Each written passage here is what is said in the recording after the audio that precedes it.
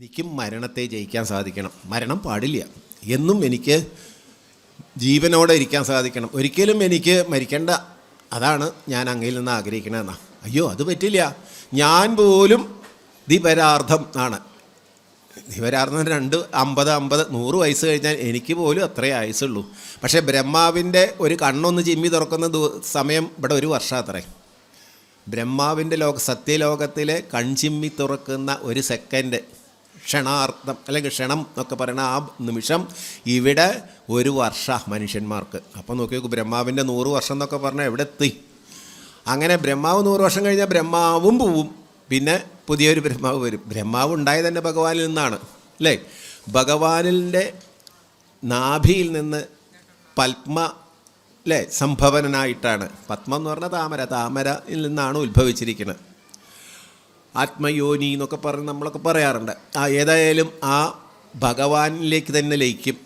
അപ്പം നമ്മുടെയൊക്കെ പൂർവികരായിട്ടുള്ള ബ്രഹ്മാവ് ഭഗവാന്റെ ആളാണ്, ആ ഭഗവാനിൽ നിന്നുണ്ടായതാണ്. ആ ഭഗവാന്റെ മകനാണ്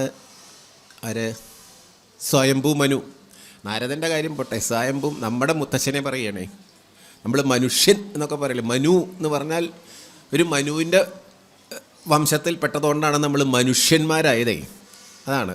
അപ്പോൾ ആ സ്വയംഭൂ മനുവിൻ്റെ കൂടെ സ്വയംഭൂ മനുവിന് ഈ സൃഷ്ടി വർദ്ധിപ്പിക്കാൻ വേണ്ടി ശതരൂപ എന്ന് പറഞ്ഞ ഒരു ദേവിയെയും സൃഷ്ടിച്ചു എന്നാണ്. 2 പേര് ശരീരം 2 2 രൂപമായിട്ട് മാറി എന്നാണ്. ഒരു പുരുഷനും ഒരു പ്രകൃതിയും എന്നാണ്. 2 പേരുണ്ടെങ്കിലാണ് ഇവിടെ സൃഷ്ടി നടക്കുള്ളൂ. അങ്ങനെ ശതരൂപാദേവിയും സ്വയംഭൂവിൻ്റെയും മക്കളാണ് ഈ കാണുന്ന ഈ ലോകത്തിലുള്ള സകല ജനങ്ങളും. അതിൽ പെട്ടതാണ് രാവണനും. അതാണ് മനുഷ്യൻ തന്നെയാണ്, അതിൻ്റെ വംശത്തിൽപ്പെട്ടതാണ്. ആണോ? രാവണൻ എന്ന് പറഞ്ഞാൽ ഇതിവിടെ അങ്ങനെ കശ്യപ പ്രജാപതി എന്ന് പറഞ്ഞാൽ ആരാ അറിയോ? കശ്യപ പ്രജാപതി പറഞ്ഞാൽ മരീചി മഹർഷിയുടെ മകനാണ്. മരീചി എന്ന് പറഞ്ഞു കഴിഞ്ഞാൽ ആരാ? ബ്രഹ്മാവിൻ്റെ പുത്രനാണ്. മനസ്സിൽ നിന്നുണ്ട്, ബ്രഹ്മാവിൻ്റെ മനസ്സിൽ നിന്ന് ജാതനായതാണ് മരീചി. ബ്രഹ്മാവിൻ്റെ മടിയിൽ നിന്ന് ജാതനായാണ് നാരദൻ. ബ്രഹ്മാവിൻ്റെ കണ്ണിൽ നിന്ന് ജാതനായത് അത്രി. ഇങ്ങനെ കുറേ ആൾക്കാരുണ്ട്. ഇതൊക്കെ ഭാഗവതത്തിൽ പറയുന്നുണ്ട്. ഏതായാലും ആ മരീചിയുടെ പുത്രനാണ് കശ്യപ പ്രജാപതി. മനസ്സിലായില്ലേ? ആ കശ്യപ പ്രജാപതിയുടെ മക്കളാണ്. ഭാര്യമാരുണ്ട്, ദിതി, അതിഥി, ധാനു, കാഷ്ട എന്നൊക്കെ പറഞ്ഞ കുറേ പേരുണ്ട്. സുരമ എന്നൊക്കെ പറഞ്ഞ അതിൽ ദിതിയുടെ മക്കളൊക്കെ ദൈത്യന്മാർ, അസുരന്മാർ. ധനുവിൻ്റെ മക്കളൊക്കെ ദാനവന്മാർ, അതും അസുരന്മാർ. അതിഥിയുടെ മക്കളൊക്കെ ആദിത്യന്മാർ, ദേവന്മാർ. അതാണ്. അതിൽ സൂര്യനും ഒക്കെ വരുന്നുണ്ട്. ആ ദേവേന്ദ്രനൊക്കെ അതിഥിയുടെ മകനാ. ആ ദേവേന്ദ്രൻ്റെ അനുജനായിട്ടാണ് രാമനായിട്ട് ഭഗവാൻ ജനിക്കൊക്കെ ഉണ്ടായത്. ഇപ്പോൾ മഹാബലിയുടെ ദർപ്പം ശമിപ്പിക്കാൻ, മഹാബലിയുടെ അഹങ്കാരം ഇല്ലാതാക്കാൻ. അപ്പോൾ ആ കഥയിലൊക്കെ അതിൻ്റെയൊക്കെ തുടർച്ചയായിട്ട്. അപ്പോൾ ഇതൊക്കെ ഒരുപാട് ഇതെന്താ പറയാൻ കാരണം വെച്ചാൽ ബ്രഹ്മാവിൻ്റെ വരം കൊണ്ട് ഭഗവാന് അനവധി വേഷങ്ങൾ അവതാരങ്ങൾ എടുക്കേണ്ടി വന്നു ധർമ്മം പുനഃസ്ഥാപിക്കാൻ. യഥാഹി ധർമ്മസ്യ ഗ്ലാനിർഭവതി ഭാരത അഭ്യുത്ഥാനം അധർമ്മസ്യ തദാത്മാനം സൃജാമ്യഹം എന്ന് ഭഗവത്ഗീതയിൽ കൃഷ്ണൻ പറഞ്ഞിട്ടുണ്ട്, അല്ലേ? അപ്പോൾ അധർമ്മം വരുമ്പോൾ ഭഗവാൻ വരേന് വേണ്ടി വരും. അപ്പോൾ എപ്പോഴും അധർമ്മം വരുന്നുണ്ടെച്ചാൽ എപ്പോഴും ഭഗവാൻ വരുന്നു വിചാരിച്ചുള്ളൂ. തദാത്മാനം സൃജാമ്യഹം, ആത്മാവായിട്ട് ഞാൻ ജനിക്കുന്നതാണ്.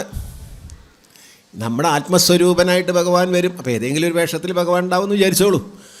ഏതായാലും ആ ബ്രഹ്മാവിനത് മനസ്സിലാക്കിക്കൊണ്ട് രാവണൻ മരിക്കാൻ പറ്റില്ല, മരണത്തെ ജയിക്കാനുള്ള വരം തരാൻ പറ്റില്ല, വേറെ എന്തെങ്കിലും ചോദിച്ചോളൂ എന്നോ പറഞ്ഞു. മനുഷ്യൻ മാത്രമേ എന്നെ കൊല്ലാൻ പാടുള്ളൂ. അദ്ദേഹം ആലോചിച്ചപ്പോൾ മനുഷ്യന്മാരാണ് പശുക്കൾ പറഞ്ഞാൽ ബുദ്ധി കുറവായിട്ടുള്ള ആൾക്കാർ എന്നാണ് പറയുന്നത്. പെട്ടെന്ന് എടുത്തു ചാടുന്ന ആൾക്കാർ, ഒന്നിനെക്കുറിച്ചിട്ടും ചിന്തയില്ലാത്ത ആൾക്കാർ, എന്താ വരാൻ പോണെന്ന് നിശ്ചയമില്ലാതെ അങ്ങനെയൊക്കെ കുറേ ആൾക്കാർ. അങ്ങനെ മനുഷ്യന്മാർക്ക് അപ്പോൾ ഈ അസുരന്മാരെയൊക്കെ കൊല്ലാൻ ഇത്രയും വലിയ 10 തലയുള്ള ഇതാണ്, 10 തലയുടെ ശക്തിയുള്ള ആളാണ് രാവണൻ. ആ രാവണനെയൊക്കെ കൊല്ലുക എന്ന് പറഞ്ഞാൽ എളുപ്പമൊന്നുമല്ല. അപ്പോൾ രാവണൻ വിചാരിച്ചു തനിക്ക് മരണമില്ല, ഒരു മനുഷ്യൻ വന്ന് തന്നെ കൊല്ലില്ല എന്ന്. അങ്ങനെയാണ് രാവണൻ്റെ ആ ആധിപത്യം ലോകത്തിൽ അങ്ങോട്ട് വർദ്ധിച്ചു. ഇന്ദ്രലോകത്ത് ചെന്ന് ഇന്ദ്രൻ്റെ ആ സ്വർഗാധിപത്യം കീഴടക്കി, പാതാളലോകത്ത് നിന്ന് പാതാളത്തിൻ്റെ കീഴടക്കി, ഭൂമിയിലെ ആധിപത്യം മുഴുവൻ അദ്ദേഹത്തിൻ്റെ കീഴിലായി. ഇങ്ങനെ പലതരത്തിലുള്ള ആധിപത്യം അങ്ങനെ നേടിയപ്പോൾ അദ്ദേഹം നടത്തിയതെന്താ? തൻ്റെ പേരിലായിക്കോട്ടെ ഇനി എല്ലാ യാഗങ്ങളും കാര്യങ്ങളും, ദേവന്മാർക്കൊന്നും വേണ്ട, ഭൂമിയിലുള്ള സകലതും തനിക്ക് വേണ്ടി മാത്രം, താനാണ് നിയന്ത്രിക്കുന്നത്. അങ്ങനെ ഒരു സ്വഭാവം വന്നപ്പോൾ എന്തുണ്ടായി? ഭൂമിക്ക് ഭാരം വർദ്ധിച്ചു എന്നാണ്.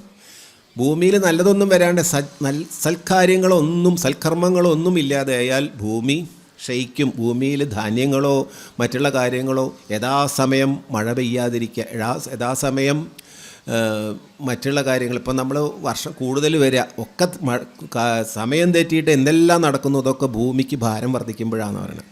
എല്ലാ സങ്കുലിതാവസ്ഥ മുഴുവനും നഷ്ടപ്പെട്ടു വരുമ്പോൾ ഭൂമിയിൽ പ്രയാസങ്ങൾ കൂടി വന്നു, മനുഷ്യർക്ക് ജീവിക്കാൻ പറ്റാതെയായി, ദുഃഖങ്ങളേറി വന്നു.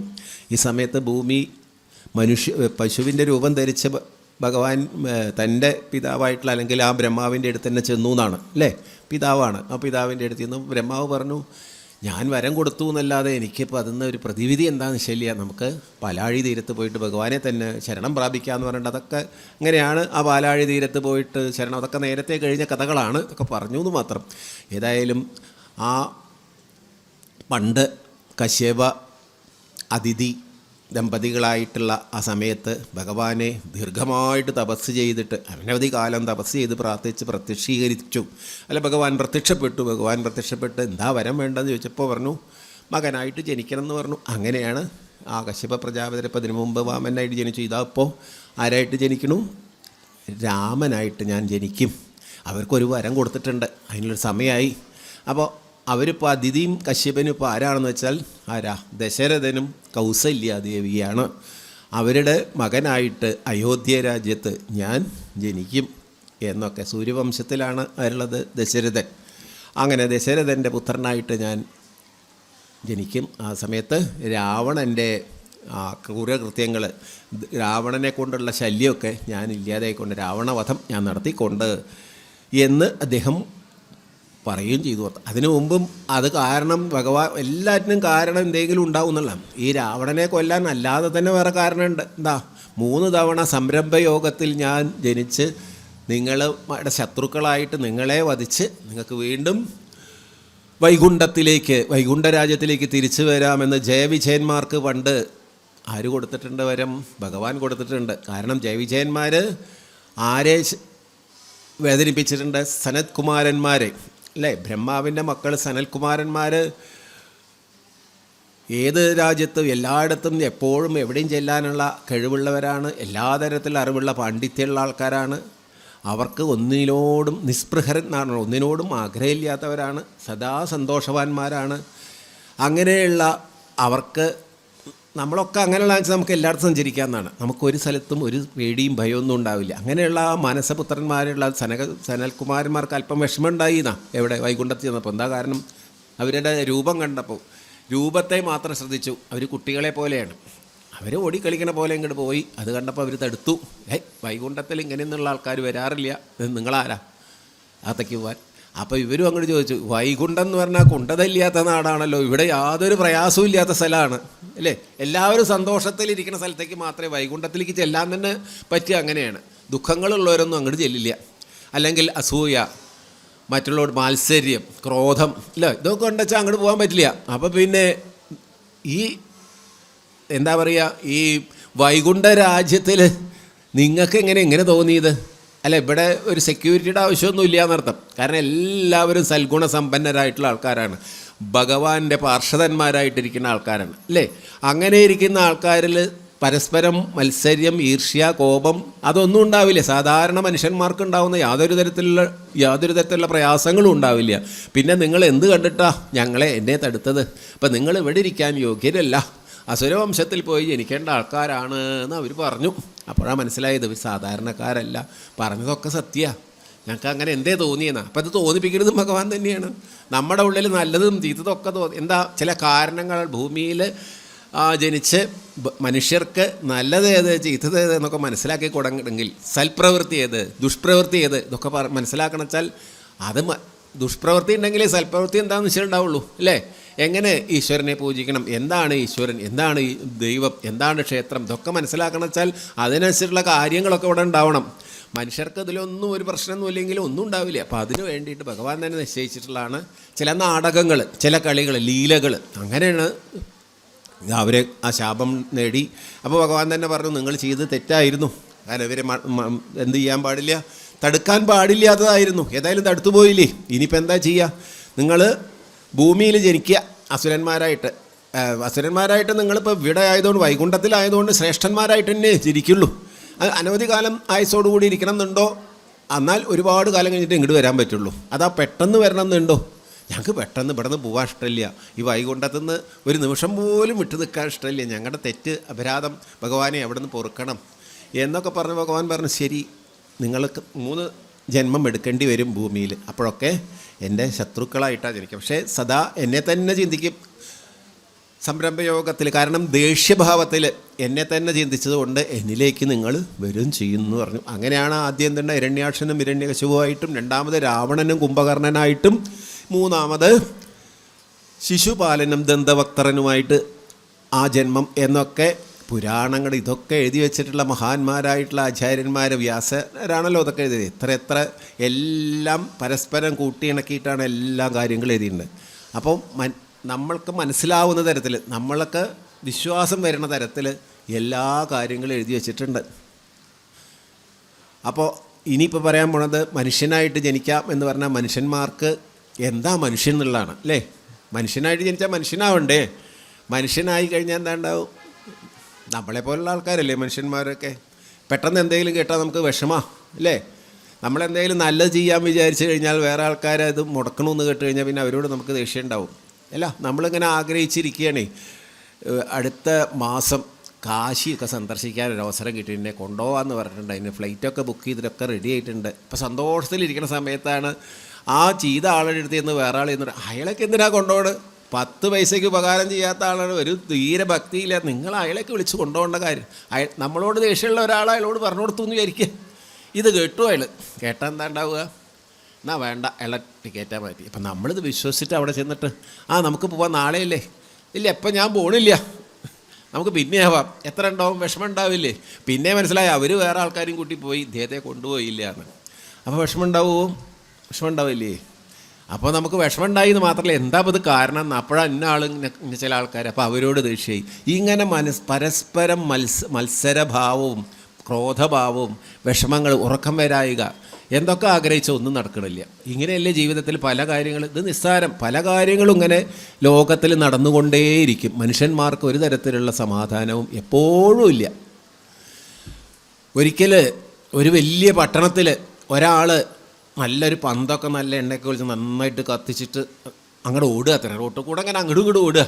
അപ്പോൾ ആൾക്കാരൊക്കെ വിചാരിച്ചു ഇയാൾ വല്ല മാജിക്കുകാരനാവുമോ, അല്ല ഒരു അങ്ങനെയൊക്കെ ഉണ്ടാവില്ല, മാജിക്കാരെന്തെങ്കിലും കാണിക്കാനാവും. ഇതിപ്പോൾ കുറച്ച് നേരം അങ്ങോട്ടും ഇങ്ങോട്ടും ഇങ്ങനെ ഓടുന്ന കണ്ടപ്പോൾ ഇയാളെ എന്തെങ്കിലും നമുക്ക് പ്രദർശിപ്പിക്കാൻ വേണ്ടിയിട്ട് മാന്ത്രിക ശക്തിയുള്ള അങ്ങനെയൊക്കെയാണ്. ആദ്യം കുറച്ച് നേരം അങ്ങോട്ടും ഇങ്ങോട്ടൊക്കെ പറയും, ഓടലും കാളിലും കണ്ടിട്ടുണ്ടല്ലോ, ടൗണിലൊക്കെ എന്തെങ്കിലും കണ്ടു കഴിഞ്ഞാൽ പെട്ടെന്ന് അവർ പിന്നെ സർക്കസ് കാണിക്കുക എന്തെങ്കിലുമൊക്കെ ചെയ്യും. അതേപോലെ ഒരാൾ പന്തം കൊളുത്തി അങ്ങോട്ടും ഇങ്ങോട്ടും ഓടുക എന്നാ. എന്തിനാ ഓടണമെന്ന് ശരിയാ, കുറേ നേരം ഓടിയിട്ട് ഇയാൾ നിൽക്കണില്ല, അങ്ങോട്ടും ഇങ്ങോട്ടും ഓടുക. അപ്പോൾ കുറച്ച് ആൾക്കാരെ അയാളെ തടുത്തു. അല്ല, താൻ കുറേ നേരമായല്ലോ ഇത് കൂടെ ഈ ഈ നല്ല വെളിച്ചം ഉച്ച സമയത്താണ് ഇങ്ങനെ പന്ത് കൊളുത്തി പോകുക, അതെന്താ അത് ആൾക്കാരെ കളിയേക്കുക? അല്ല, ഞാൻ ഒരാളെ തരിക. ആരെ തരയണത്? ഞാനൊരു മനുഷ്യനെ തരിക. മനുഷ്യനെ? ഞങ്ങളൊക്കെ പിന്നെന്താ? ഞാൻ മനുഷ്യന്മാരെയൊന്നും കണ്ടില്ല, ഒരു മനുഷ്യൻ എവിടെയുണ്ട് നോക്കി നടക്കുകയാണ്. മനുഷ്യനെ തിരഞ്ഞുകൊണ്ട് നടക്കുക അത്ര അദ്ദേഹം. വെച്ചാൽ മനുഷ്യൻ എന്ന് പറഞ്ഞാൽ അങ്ങനെയുള്ള ഒരാളേക്കാൾ, മനുഷ്യന്മാരെന്ന് പറഞ്ഞു കഴിഞ്ഞാൽ 30 ധർമ്മങ്ങൾ വേണമെന്നാണ് പറയുന്നത്. 30 ധർമ്മങ്ങൾ നമ്മൾ ശീലിക്കേണ്ട ഒരു മനുഷ്യനെന്നാണ്. ഏതായി 30 ധർമ്മം? അത് പറയാനപ്പോൾ ഇതൊക്കെ പറഞ്ഞത്. ഇങ്ങനെ ഓരോരോ കാര്യങ്ങൾ. ഇതാണ് സത്യം, ദയ, തപശൗചം. ഇത് ഭാഗവതത്തിലുള്ള തന്നെ കേട്ടോ. വർണ്ണാശ്രമധർമ്മങ്ങൾ എന്ന് പറഞ്ഞിട്ട് അതിലൊരു ഭാഗമാണ്. അപ്പോൾ സത്യം, ദയ, തപശൗചം, തിതിക്ഷേഷമോധമ, അഹിംസ, ബ്രഹ്മചര്യശ്ച, ത്യാഗ, സ്വാധ്യായ, ആർജവം, സന്തോഷ, സമദൃക്സേവ, ഗ്രാമ്യേഹോ പരമശനൈ, നൃണാം വിപരേഹേക്ഷ, മൗനമാത്മവിമർശനം, അന്നാദ്യാദേ സംവിഭാഗോ ഭൂതേഭ്യശ്ച യദാർഹത, തേഷാത്മദേവതാ ബുദ്ധി സുതരാം ദൃഷ്ടപാണ്ഡവ, ശ്രവണം കീർത്തനം ചാസ്യ സ്മരണം മഹതാം ഗതേ, സേവ ഇജ്യാ അവനതിർദാസ്യം സഖ്യമാത്മസമർപ്പണം, നൃണാമയം പരോധർമ്മ സർവേഷാം സമുദാഹൃദാ.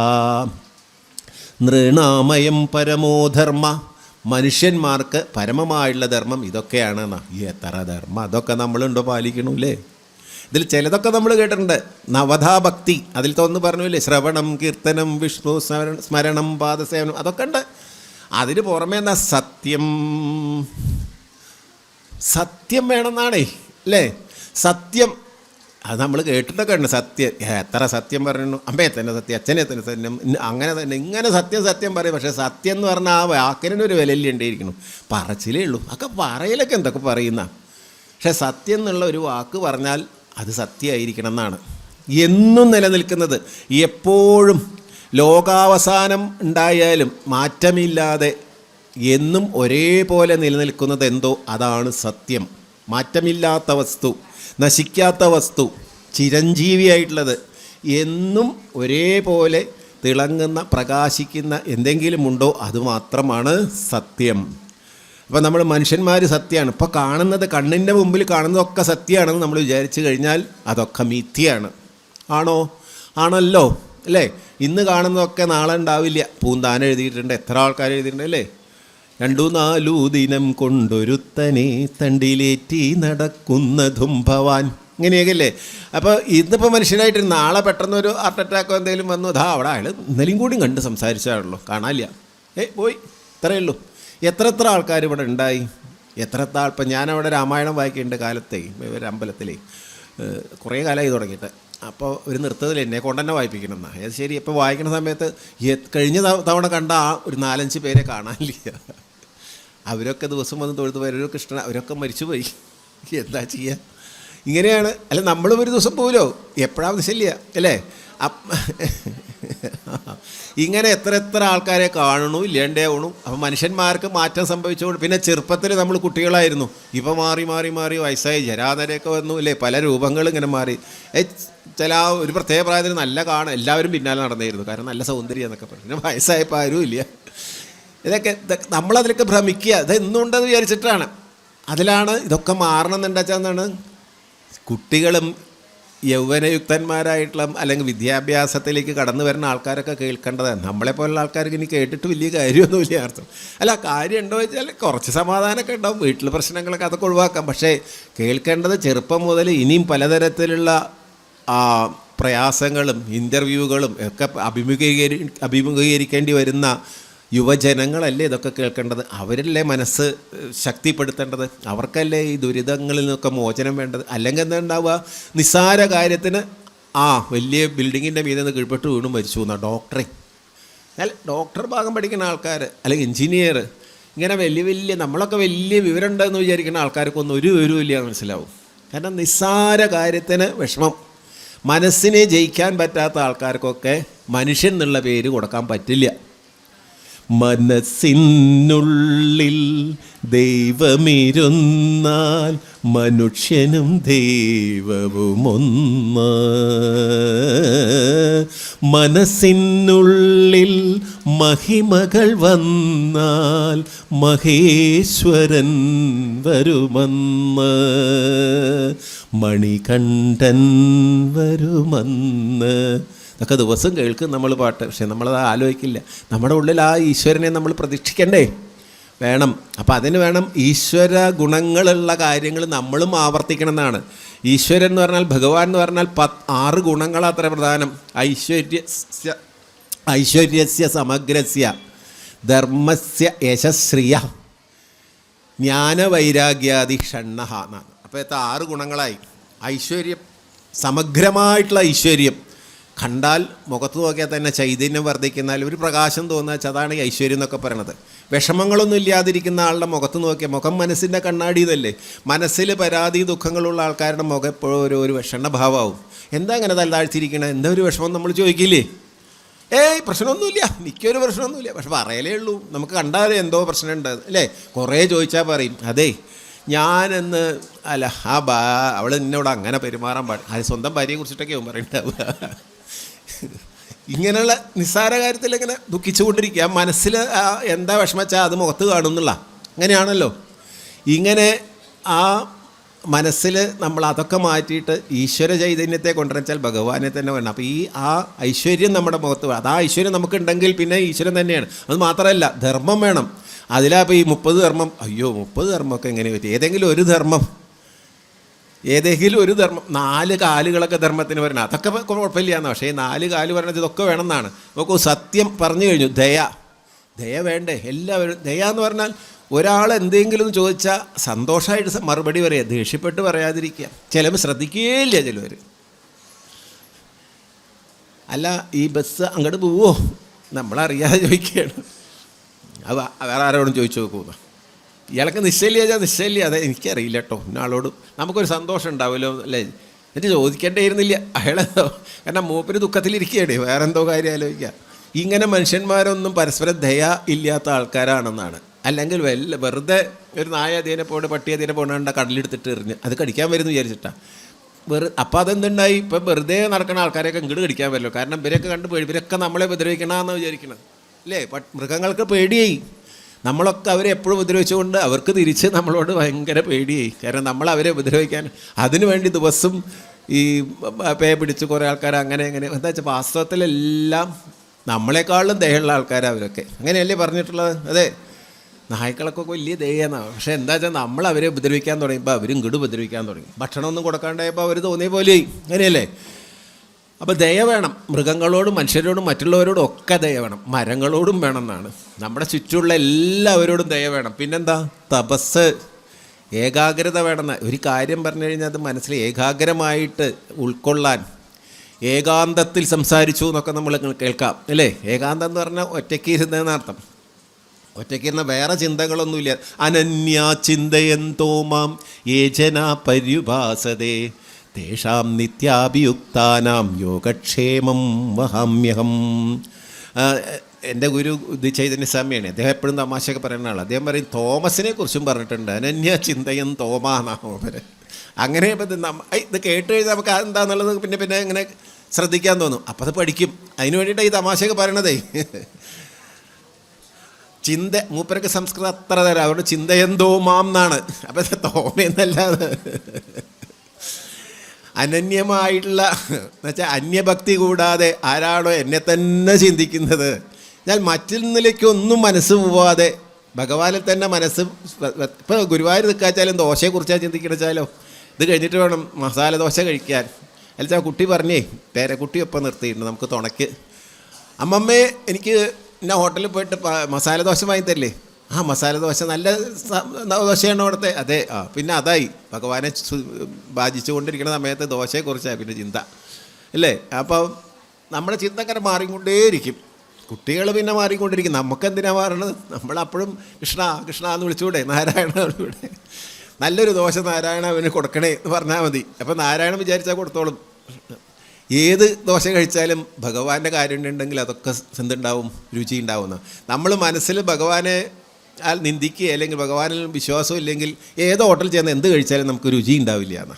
അതാണ് എല്ലാറ്റിലും ആ ഒരു ഭഗവത് ചിന്ത നമ്മുടെ കൂടെ ഉണ്ടെങ്കിൽ സത്യമായിട്ടും അനുഭവം കൊണ്ടാണ് നമ്മളിതൊക്കെ ഇവിടെ ആചാര്യസ്ഥാനത്തിരിക്കണ വെച്ചാൽ എളുപ്പരിക്കാൻ പറ്റില്ല എന്നാണ് പറയുക. കുറേ അനുഭവങ്ങൾ ഇപ്പോൾ നമുക്കൊക്കെ പ്രായമായില്ലേ? അപ്പോൾ ഒരുപാട് അനുഭവങ്ങൾക്ക് നമുക്ക് തന്ന ആ ഭഗവാനെ നമ്മൾ എപ്പോഴും നമിക്കണ്ടേ? എല്ലാ അനുഭവങ്ങളും സന്തോഷത്തിന് വേണ്ടി, നമ്മുടെ വിജയത്തിന് വേണ്ടിയാണ്, നമ്മുടെ ജീവിത വിജയത്തിന് വേണ്ടിയിട്ടാണ്. ഇതൊക്കെ നിങ്ങൾ മനസ്സിലാക്കണം. എന്തെങ്കിലും ചെറിയ ദുഃഖങ്ങളൊക്കെ വന്നു കഴിഞ്ഞാൽ അത് നമ്മളെ കൂടുതൽ മനസ്സിലാക്കാനും ഉയരത്തിലേക്ക്. അതിനാണ് രാമായണത്തിലും പല ദുഃഖങ്ങളൊക്കെ കൊണ്ടുവരുന്നത്. ഇവിടെ മുഴുവനൊന്നും പറയാൻ പറ്റില്ല, കഥ പറയണ്ടേ? അപ്പോൾ അതിന് ഏതായാലും ഇത് പറയാം. സത്യം, ദയ, തപസ്സാണ് പറഞ്ഞത്. ഏകാഗ്രതമായിട്ട് ചിന്തിക്കണം. ശൗചം എന്ന് പറഞ്ഞാൽ വൃത്തി ആണ്, ശുചിത്വം അല്ലേ? ഇപ്പോൾ നമ്മൾ കർക്കിടക സംക്രാന്തിക്ക് വീട്ടിൽ എല്ലാ ചേട്ടാ ഭഗവതി ഒഴിവാക്കി ശ്രീ ഭഗവതിയെ പ്രതിഷ്ഠിച്ചു എന്നാണ് അല്ലേ? ദക്ഷിണായനം, ഉത്തരായണം എന്നൊക്കെ. കർക്കിടക മാസം 1-ാം തീയതി ദക്ഷിണായന, ദേവന്മാരുടെ രാത്രിയാണ്. അപ്പോൾ ദേവന്മാരുടെ പകലായിരുന്നു ഇതുവരെ ഉണ്ടായിരുന്ന കാലിക്ക്. പിന്നെ 6 മാസം ഇനി രാത്രി. എന്നാൽ ഈ രാത്രി സമയത്ത് അവർ ശ്രദ്ധിക്കണില്ല. ആ സമയത്താണ് ദുരിതങ്ങളൊക്കെ വരുന്നതെന്നാണ് പറയണത്. അപ്പോൾ ദക്ഷിണായനം കാലം തുടങ്ങുക.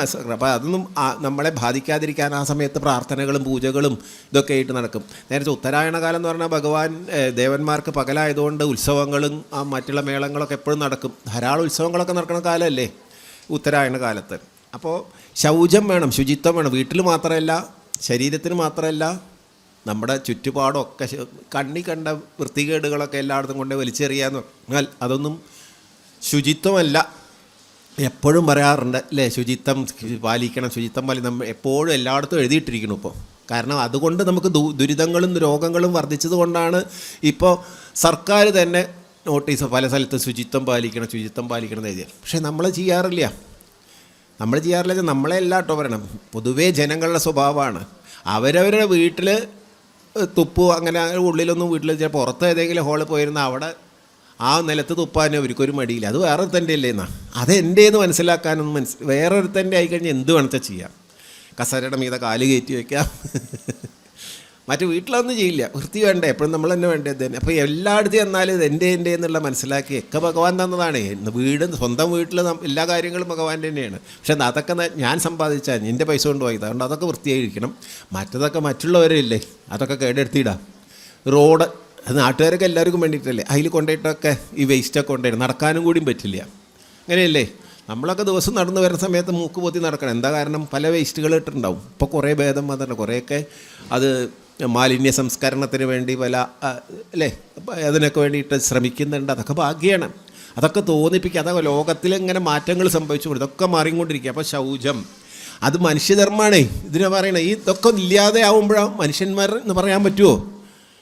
അപ്പോൾ ഭഗവാൻ ഈ മനുഷ്യധർമ്മങ്ങൾക്കൊക്കെ അടിസ്ഥാനമായിട്ട് എല്ലാം തികഞ്ഞതായിരുന്നു എന്ന് പറയാനാണ് അപ്പോൾ ഈ ഇതൊക്കെ പറയണതേ. ഇനിയിപ്പോൾ വേഗത്തിൽ പറയാം, തിദിക്ഷ എന്ന് പറഞ്ഞാൽ എന്താ, സുഖവും ദുഃഖമൊക്കെ ഒരേപോലെ. തിദിക്ഷ ചൂടും തണുപ്പൊക്കെ വന്നു കഴിഞ്ഞാൽ ഒരേപോലെ സഹിക്കാൻ തയ്യാറാവുക. സഹനശക്തി എന്നർത്ഥം.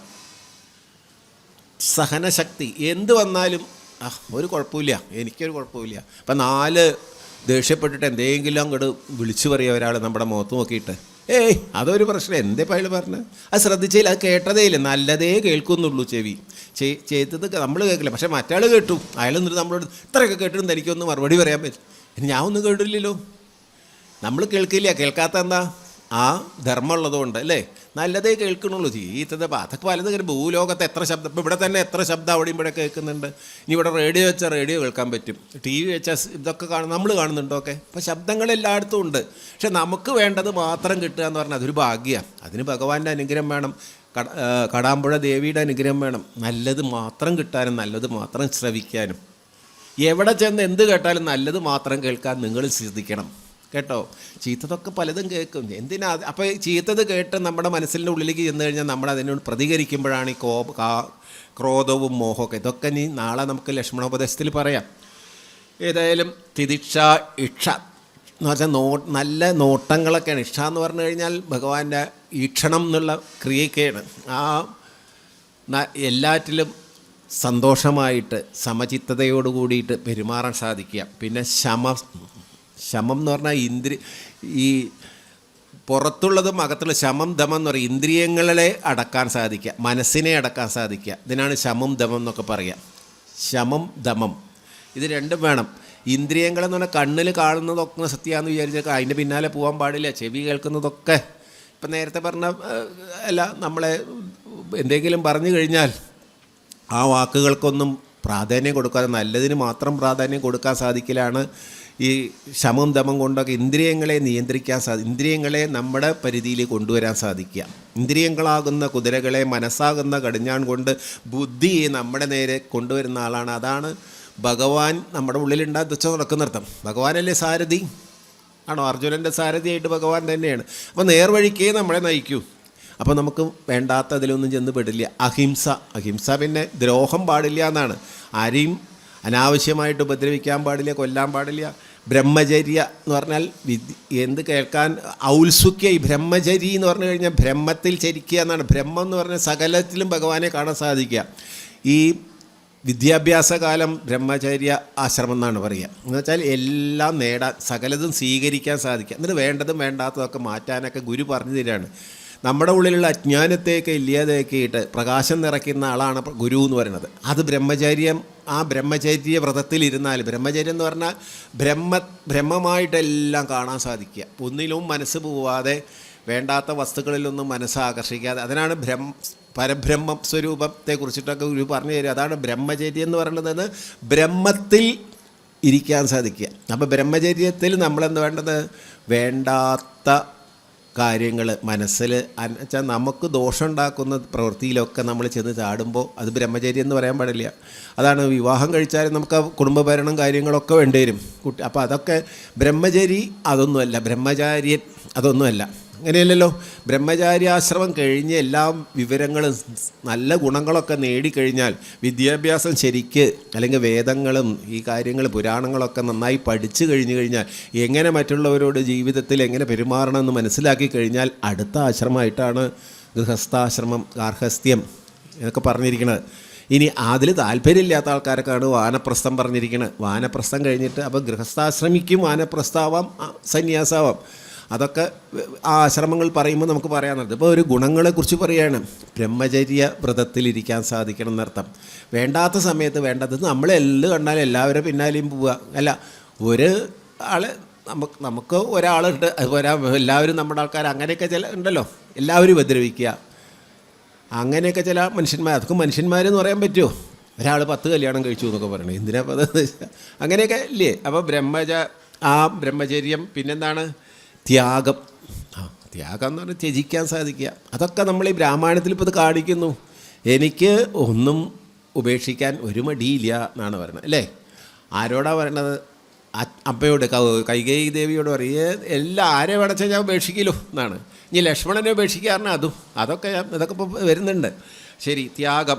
സ്വാധ്യായം. സ്വാധ്യായം എന്ന് പറഞ്ഞാൽ ദിവസേനയുള്ള പാരായണമൊക്കെ, രാവിലെ ഭഗവത്ഗീത കേൾക്കുക, അല്ലെങ്കിൽ വായിക്കുക, രാമായണം വായിക്കുക. ദിവസം നമ്മളൊരു 5 മിനിറ്റോ 10 മിനിറ്റോ ഒക്കെ എന്തിനു വേണ്ടി? വിഷ്ണു സഹസ്രനാമം, ലളിതാ സഹസ്രനാമം, ഇതൊക്കെ ഉണ്ടല്ലോ, ദിനചര്യയിൽ പെട്ടതാണ് പുരാണ പാരായണങ്ങളൊക്കെ. അതൊക്കെ ദിവസവും അനുഷ്ഠിക്കുന്നതിനാണ് സ്വാധ്യായം. ദിവസം ചെയ്യുന്നതിന് ആർജവം. ആർജവത്തോടുകൂടി പെരുമാറാൻ, പറഞ്ഞത് നിറവേറ്റാനുള്ള കഴിവ്, അതാണ് ആർജവം എന്ന്. പറഞ്ഞതൊന്ന് അത് ഞാൻ അങ്ങനെയൊക്കെ പറയും, പലതൊക്കെ അത് ചെയ്യാൻ പറ്റുമോ എന്ന് വെച്ചാൽ അത് ആർജവല്യായ്മയാണ്. ആർജിത എന്നൊക്കെ പേരൊക്കെ ഉണ്ട് നമുക്ക്. പക്ഷേ ആർജിതയ്ക്ക് ആർജവം തീരെ ഉണ്ടാവില്ല അർത്ഥം. ആർജവം വേണം അല്ലേ? പിന്നെ സന്തോഷം. അത് നമുക്കറിയാം. സന്തോഷം എന്തിനാ ഇപ്പോൾ? ദുഃഖം അല്ല, ദുഃഖം എന്തിനാ ചോദിച്ചാൽ ദുഃഖം അത് സ്വാഭാവികമായിട്ട് വരികയാണ്. അങ്ങനെ വരില്ലല്ലോ. സന്തോഷം തന്നെയാണ് എപ്പോഴും നമ്മുടെ ശരിയായിട്ടുള്ള ഗുണം. സന്തോഷമാണ്. ദുഃഖം നമ്മൾ ഉണ്ടാക്കുന്നതാണ്. സന്തോഷത്തിലാണ് നമ്മൾ ജനിക്കുന്നത്. സന്തോഷമേ ഉള്ളൂ നമ്മുടെ. പിന്നെ സമദൃക്. സമദൃക് എന്ന് പറഞ്ഞാൽ എന്താ? സമദൃക്ക് എല്ലാറ്റിലും തുല്യമായി കാണാൻ സാധിക്കും. ഈ പറഞ്ഞതൊക്കെ തന്നെ ഈ ഗുണങ്ങൾ എല്ലാറ്റിനെയും ഒരേപോലെ. പട്ടിയായാലും പൂച്ചയായാലും മനുഷ്യനായാലും ആനയായാലും മരങ്ങളായാലും മറ്റുള്ള ജനങ്ങളൊക്കെ ഈശ്വര അധിഷ്ഠിതമാണ്, ഈശ്വരൻ്റെ ചൈതന്യം നിറഞ്ഞതാണ്. എല്ലാം എന്നെപ്പോലെയാണ്. അവരും ഈ പ്രവർത്തിക്കുന്ന ആ ഈശ്വര ചൈതന്യം കൊണ്ടാണ്. അതുകൊണ്ട് നമ്മൾ തമ്മിലുള്ള ശത്രുതയൊന്നും ആവശ്യമില്ല എന്നൊക്കെ പറയും അല്ലേ? എന്നൊക്കെ ചിന്തിക്കാൻ സാധിക്കുക, എന്നൊക്കെ മനസ്സിലാക്കാൻ സാധിക്കുന്നത് മനുഷ്യധർമ്മമാണെന്നാണ് പറയുന്നത്. അല്ലാതെ ശത്രുമുട്ട് അല്ല ഇവിടെ ചെയ്യാറില്ല. അതിപ്പോൾ എന്താ ഈ ശത്രു മുട്ടെന്ന്? ശരി, ആ ശത്രു അവരെ മുട്ടണവരൊക്കെ തന്നെ അറിയുള്ളൂ. എന്താ വാസ്തവത്തിൽ നമ്മുടെ ഒപ്പമുള്ള ആൾക്കാരായി നമ്മുടെ മനസ്സിൽ എന്തൊക്കെ ശത്രുതയായിട്ട് നമുക്ക് തോന്നുന്നത് അതിന് മാറ്റാനുള്ള ഇതാണ് ഭഗവതി ചെയ്തു തരുന്നത്. അപ്പോൾ ആ ശത്രുത ഒന്നും ഇല്ലാണ്ടേ ഇത്രയേ ഉള്ളൂ. പിന്നെ അത് സമദൃക്ക് ഗ്രാമ്യോഹോ പരമ. ഗ്രാമ്യോഹോ എന്ന് പറഞ്ഞാൽ ഈ ഗ്രാമ്യ കാര്യങ്ങളെന്ന് പറഞ്ഞാൽ ഈ പാട്ട്, നൃത്തം, സംഗീതം, ഇതിലൊക്കെ മനസ്സ് കൂടുതൽ അർപ്പിക്കുക. ഈ സാധാരണ നിസ്സാരക്കാർ ഡാൻസ്, പാട്ട്, അല്ലെങ്കിൽ പുതിയ തരത്തിലുള്ള പല ഡാൻസ്, ഇപ്പോൾ സിംബെ ഇങ്ങനെ പലതരം ഇതിലൊക്കെ മനസ്സിങ്ങനെ അതന്നെ ജീവിതം എന്നൊക്കെ പറഞ്ഞാൽ അതിൻ്റെ പിന്നാലെ നടക്കുക, വേറെ ഒന്നിലേക്കും പോവാതെ. അപ്പോൾ അതിൽ നിന്നൊക്കെ ഉപരമിക്കുകയാണ്. ഗ്രാമ്യേഹോ ഉപരമ. അതവിടെ നടന്നോട്ടെ, നമുക്കൊരു കുഴപ്പമില്ല അല്ലേ? അവിടെ അതുണ്ടായിക്കോട്ടെ, ഞാനതിലൊന്നും എത്രതില്ല. അപ്പോൾ അതിൻ്റെ പിന്നാലെ പോയി നമ്മുടെ കാര്യമൊക്കെ മറന്നു കഴിഞ്ഞാൽ എന്താ ചെയ്യുക? നമ്മൾ വിഡ്ഢികളായി, അത്രയേ ഉള്ളൂ. അപ്പോൾ ആ ഗ്രാമ്യഹ എന്ന് പറഞ്ഞാൽ ഇങ്ങനത്തെ നാട്യം, സംഗീതം, ഇതിലൊക്കെ മനസ്സ് അർപ്പിച്ച് അതിൻ്റെ പിന്നാലെ പോണേന് അതിൽ നിന്ന് ഉപരമിക്കാൻ സാധിക്കുക. പിന്നെ ഇതിന്നൊക്കെ ശനൈ നീണാം വിപരീഷേഷ, വിപരീതങ്ങളായിട്ടുള്ള കാര്യങ്ങൾ ഇതൊക്കെ ഇതിന് വിപരീതമായിട്ടുള്ളതെന്നൊക്കെ ഒഴിവാക്കുക. കാരണം അതൊക്കെ ഒഴിവാക്കുക, ഇതൊക്കെ ഇല്ലാതെയൊക്കെ. മൗനം, ആത്മവിമർശനം. അത് പിന്നെ നമ്മളോട് പറയണം. മൗനം അല്ലേ, മിണ്ടാതിരിക്കാൻ വെച്ചാൽ മൗനം വിദ്വാനുഭൂഷണം എന്നാണ്. ചിലപ്പോൾ ഇങ്ങനെ ഈ ഫേസ്ബുക്കിലൊക്കെ വയ്ക്കും, നിങ്ങൾക്ക് ഇന്നാളെയാണോ ഇഷ്ടം, ഇന്നാളാണ് ഇഷ്ടം, ഇതിൽ ഏതാ നിങ്ങളുടെ മാർക്ക് ചെയ്തു. അപ്പോൾ നമുക്ക് മൗനം ഉണ്ടെച്ചാൽ നമ്മൾ ആരായി എന്തായാലും നമ്മളതിന് മറുപടി പറയണ ആരുണ്ടോ? ഓരോരുത്തർക്ക് ഇങ്ങനെ ഈ ഇത് കിട്ടാൻ വേണ്ടിയിട്ട് അല്ലേ അവർ പലതും എഴുതും. അപ്പോൾ അതിലൊന്നും അർത്ഥമില്ല. ചോദിക്കപ്പോൾ ചാനലുകാരും വന്ന് ചോദിച്ചു എന്നൊക്കെ വരും. അപ്പം നമ്മൾ മൗനമാണ് ഏറ്റവും നല്ലത്. കാരണം ആരോടും നമുക്ക് പ്രത്യേകിച്ച് മമതയോ പ്രത്യേകിച്ച് ദേഷ്യമോ അല്ലേ പ്രത്യേകിച്ച് വിപത്തിയും ഉണ്ടാവാൻ പാടില്ല എന്നാണ് പറയുന്നത് മനുഷ്യരായി കഴിഞ്ഞാൽ. പക്ഷേ അങ്ങനെ ഇപ്പം അങ്ങനെ ചോദിച്ചാൽ അങ്ങനെയൊന്നല്ല. ചിലവരെ മാത്രം ഇഷ്ടം, ചിലവർ ഒന്നും നമ്മളായിട്ട് യാതൊരു ബന്ധവും ഉണ്ടാവില്ല. നമ്മൾ അവരുടെ യാതൊന്നും ഒരു കുടുംബജീവിതം കണ്ടിട്ടില്ല, അവർ ചെയ്തതും കണ്ടിട്ടില്ല. പക്ഷെ പറഞ്ഞു കേട്ടു അവരൊക്കെ തല്ലി പോലീസാണ്, അവരൊക്കെ മഹാമോശമാണ്, അതുകൊണ്ട് അവരൊക്കെ ശത്രുക്കളാണ്. അവിടെ അവരുടെ അവരെ കാര്യം പറയണ്ടാന്ന് നമുക്കൊരു അറിയേയില്ല. എന്താ സത്യം നമ്മൾ കണ്ടിട്ടില്ലല്ലോ. അപ്പോൾ ഒരിക്കലും അത് ഈശ്വര നിന്ദയാണെന്നാണ് പറയുന്നത്. നമ്മളറിയാത്ത കാര്യത്തിന് ഒരാളോട് ശത്രുത വെക്കുന്നത് ഏറ്റവും വലിയ നിന്ദയാണ്. അത് ഒരിക്കലും പാടില്ല. നമുക്ക് അനുഭവം ഉണ്ടെച്ചാൽ പിന്നെയും പറയാം. അതും നമുക്ക് അനുഭവം ഉണ്ടെച്ചാൽ അത് ഈശ്വരൻ നമുക്ക് തന്ന അനുഗ്രഹമാണെന്ന് മനസ്സിലാക്കലാണ് അത്ര ഏറ്റവും വലിയ ഇത്. നമ്മളെന്തെങ്കിലും മറ്റുള്ളവർ നമുക്ക് എന്തെങ്കിലും ദ്രോഹം ചെയ്തു നമുക്കത് വിഷമമുണ്ടായി എന്ന് വെച്ചാൽ അത് ഈശ്വരാനുഗ്രഹമാണ്. കാരണം ഇതിപ്പോൾ എന്നെ തോന്നിപ്പിച്ചത് ഇനി ഞാൻ അതിലൊന്നും പ്രവർത്തിക്കാൻ പാടില്ല എന്നുള്ളതാണെന്നാണ്. ഒരു ഉദാഹരണം ഞാൻ പറയാം. എന്താണെന്ന് വെച്ച് കഴിഞ്ഞാൽ ഞാൻ പണ്ട് സിഗരറ്റ് വലിച്ചായിരുന്നു. കാരണം ആ ജോലിയുടെ ഇതായിട്ട് വലിയ പേഴ്സണൽ മാനേജറൊക്കെ ആയിട്ട് വർക്ക് ചെയ്തായിരുന്ന ആളാണ് ഞാൻ. അങ്ങനെയൊക്കെ ഇരിക്കുമ്പോൾ ആ ടെൻഷനൊക്കെ അന്ന് വൃത്തികെട്ട സ്വഭാവമാണ് സിഗരറ്റ് വലി എന്നൊക്കെ ഇപ്പം നമുക്കറിയാം. അന്നതറിയില്ലല്ലോ. അതും ദുബായിലൊക്കെ. അപ്പോൾ ഇതിരിക്കുന്ന സമയത്ത് ഇവിടെ നാട്ടിലേക്ക് അതൊക്കെ വിട്ടുപോകുന്നു. അപ്പോഴിത് വിട്ടില്ല. അപ്പോഴിവിടെയൊക്കെ ആൾക്കാർ കാണാം, ഇപ്പൊക്കെ ഒന്നും ആൾക്കാരില്ല. അപ്പോൾ ചില സമയത്ത് നമ്മുടെ കയ്യിൽ ഇത് സിഗരറ്റ് ഉണ്ടാവില്ല, അല്ലെങ്കിൽ പൈസ ഉണ്ടാവില്ല. അപ്പോൾ നമ്മൾ ആരെങ്കിലും തന്നു കഴിഞ്ഞാൽ വാങ്ങി. അപ്പോൾ ഒരു ദിവസം അയാൾ നമ്മുടെ സുഹൃത്ത് തന്നെയാണത്. അപ്പോൾ അദ്ദേഹം എല്ലാവർക്കും കൊടുത്തു.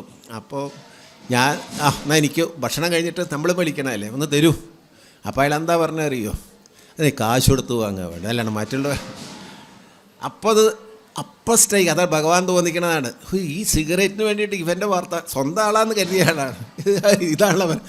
അപ്പം തന്നെ ഇനി ഞാൻ സിഗരറ്റ് വലിക്കില്ല. അന്ന് ശപഥം ചെയ്ത് പിന്നെ ഇതുവരെ തൊട്ടിട്ടില്ല ഞാൻ. ഇപ്പോഴും അദ്ദേഹത്തെ കാണുമ്പോൾ ഞാൻ പറയും, നീ കാരണം എൻ്റെ സിഗരറ്റ് വലി നിർത്തി. ഇവൻ ഭഗവാൻ തന്നെ കൊണ്ടുവന്നല്ലേ. അയാളിപ്പോഴും വലിക്കുന്നുണ്ട്. അതും ഹാർട്ടിന് സൂക്കടൊക്കെ ഉണ്ടായിട്ട് വീണ്ടും അപ്പം നിർത്താൻ പറ്റുന്നില്ല. ഞാനോ ഭഗവാന്റെ സ്വന്തം ആളായതുകൊണ്ട് എനിക്ക് ഭാഗ്യം വന്നു. അങ്ങനെയല്ലേ ഉണ്ടായത്. അതാണ് വേണ്ടത്. അപ്പോൾ നിസ്സാര കാര്യം നമുക്ക് വിഷമം തോന്നി അപ്പോൾ അങ്ങോട്ട് ഉപേക്ഷിക്കാൻ സാധിക്കുക. അന്ന് ഇത് ഉറച്ചു പറയാൻ എനിക്ക് സാധിക്കും. കാരണം പിന്നെ അന്ന് തൊട്ട് ഇതുവരെ ആ സാധനം എന്താ മറ്റുള്ളവർക്ക് ഉപദേശിക്കുന്നത് നന്നല്ലാത്ത ഒന്നാണ്. പക്ഷെ അത് ശീലിപ്പിച്ച് പോയാൽ അല്ലേ കിട്ടും. ദുർജന സംഗതി എന്നാണ് കിട്ടുന്നത്. അപ്പോൾ അതിന്ന് ശീലിച്ച് കഴിഞ്ഞാൽ അത് ഉപേക്ഷിക്കാനും സാധിക്കണം എന്നർത്ഥം. ഉപേക്ഷിക്കാൻ സാധിക്കുന്നതാണ് ഏറ്റവും വലിയ പ്രായച്ചിത്തം ചെയ്യാൻ സാധിക്കുന്നത്. അതാണ് അത്ര ഏറ്റവും വലിയത്. നമ്മളൊക്കെ എല്ലാറ്റിലും അടിമയായിട്ടുണ്ടാവും പലതരം തെറ്റുകളൊക്കെ. അതൊക്കെ അത് ഉപേക്ഷിക്കാൻ സാധിക്കുക വെച്ചാൽ അല്ല. പണ്ട് അങ്ങനെയായിരുന്നു. രത്നാകരൻ വലിയ കാട്ടാളനായിരുന്നു. അയാളെ പറയണമൊക്കെ കേൾക്കണമെന്ന് വെച്ച് കഴിഞ്ഞാൽ അദ്ദേഹം രാമായണമൊക്കെ എത്ര സുന്ദരമായിട്ട് എഴുതി. ഇപ്പോഴും കാട്ടാളെന്നുള്ള വിധത്തിൽ നമ്മൾ കാണാൻ പറ്റുമോ? പറ്റില്ല. വ്യാസരായരായിരുന്നു, മുക്കുവസ്ത്രീയുടെ മകനായിരുന്നു എന്ന് അതെന്ന് വിചാരിച്ചിട്ട് വ്യാസര എഴുതിയിട്ടുള്ളതൊക്കെ മഹാമോശാണ്. അപ്പോൾ ജനനോ അതൊന്നും അല്ല, അദ്ദേഹത്തിൻ്റെ സ്വഭാവം എന്നല്ല. അപ്പോൾ മാറ്റങ്ങളെല്ലാവർക്കും വരും. ആ മാറ്റങ്ങൾ വന്നു കഴിഞ്ഞാൽ അവരൊക്കെ നന്നായിട്ട് വരും അല്ലേ. അപ്പോൾ ഇതൊക്കെ മനുഷ്യധർമ്മമാണെന്ന് പറയും. ഇതൊക്കെ ഉപേക്ഷിക്കാൻ സാധിക്കണം. മൗനം, ആത്മവിമർശനം, അന്നാധ്യാധേ സംവിഭാഗോ, അതൊക്കെ നമ്മൾ ഇപ്പോൾ കൂടുതൽ പറയേണ്ട. ഭക്ഷണമൊക്കെ എല്ലാവർക്കും വിഭജിക്കണം എന്നൊക്കെയാണ് പറയണത്. അത് പണ്ടൊക്കെ പിറന്നാളെന്നൊക്കെ പറഞ്ഞു കഴിഞ്ഞാൽ എല്ലാവരും വിളിക്കും വീട്ടിലേക്ക്, വരണം കേട്ടോ എന്നാൽ എൻ്റെ പിറന്നാളാണ് എല്ലാവരും. ഇന്നിപ്പോൾ അറിയേയില്ല അർത്ഥം. ഇനിയിപ്പോൾ ഉണ്ടാച്ചാൽ തന്നെ കേക്ക് മുറിക്കലൊക്കെ ആയിരുന്നു. എന്തിനാ ശരിയാ വൈകുന്നേരം അല്ലേ.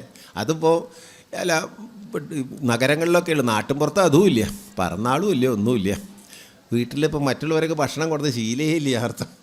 ഇനി അഥവാ ആരെങ്കിലും പെട്ടെന്ന് വന്നു കഴിഞ്ഞാൽ കാറ്ററിംഗ് ഉണ്ട്, അവരെ വിളിച്ച് വരുത്തിയിട്ട് അവരെ കൊടുക്കും. നമ്മുടെ കൈകൊണ്ട് ഭക്ഷണം ഉണ്ടാക്കലുമില്ല, മറ്റെല്ലാവരും കൂടി ഇരുന്നിട്ടാണ് ഭക്ഷണം ഉണ്ടാകും. അപ്പോൾ അതിൻ്റെ രുചി വേറെ ഉണ്ടാവും അല്ലേ. അതൊന്നുമില്ല. ഇപ്പം അന്നാധ്യാധ്യ സംവിഭാഗം ഇതിലിപ്പോൾ ആൾക്കാർക്ക് മാത്രമല്ല കേട്ടോ, മൃഗങ്ങൾക്കും കാക്കകൾക്കും പൂച്ചകൾക്കും ഒക്കെ ഭക്ഷണം കൊടുക്കണം. ആർക്കും ബാക്കി വന്നതൊക്കെ അവർക്കൊക്കെ കൊടുക്കും. പൂച്ച കരഞ്ഞുകൊണ്ടിരിക്കുക വെച്ചാൽ അതിന് ലേശം കൊണ്ട് കൊടുക്കുക. ഒക്കെ ഭാഗ്യമാണ്. അതും ഈശ്വരൻ്റെ അല്ല ഒരു ഇതാണല്ലോ.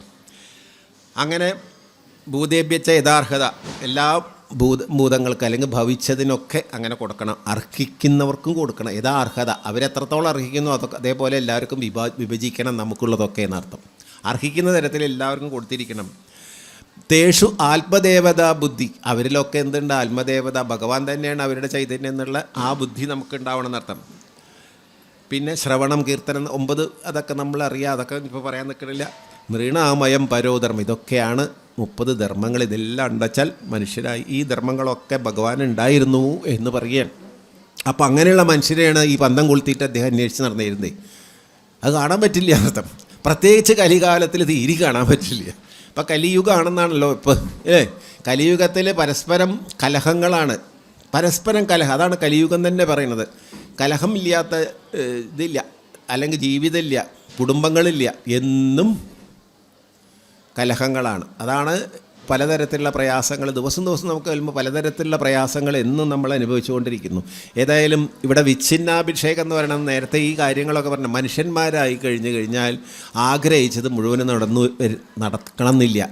ആഗ്രഹങ്ങൾ നമ്മളെ ദുഃഖത്തിലേക്ക്, പടുകുഴിയിലേക്ക് ചെന്ന് ചാടിക്കും. ഇതൊക്കെ കാണിച്ചു തരാൻ വേണ്ടിയിട്ടാണ് വിച്ഛിന്നാഭിഷേകം അല്ലെങ്കിൽ അഭിഷേക വിഘ്നം ഒക്കെ പറയുന്നത്. അങ്ങനെയല്ലേ?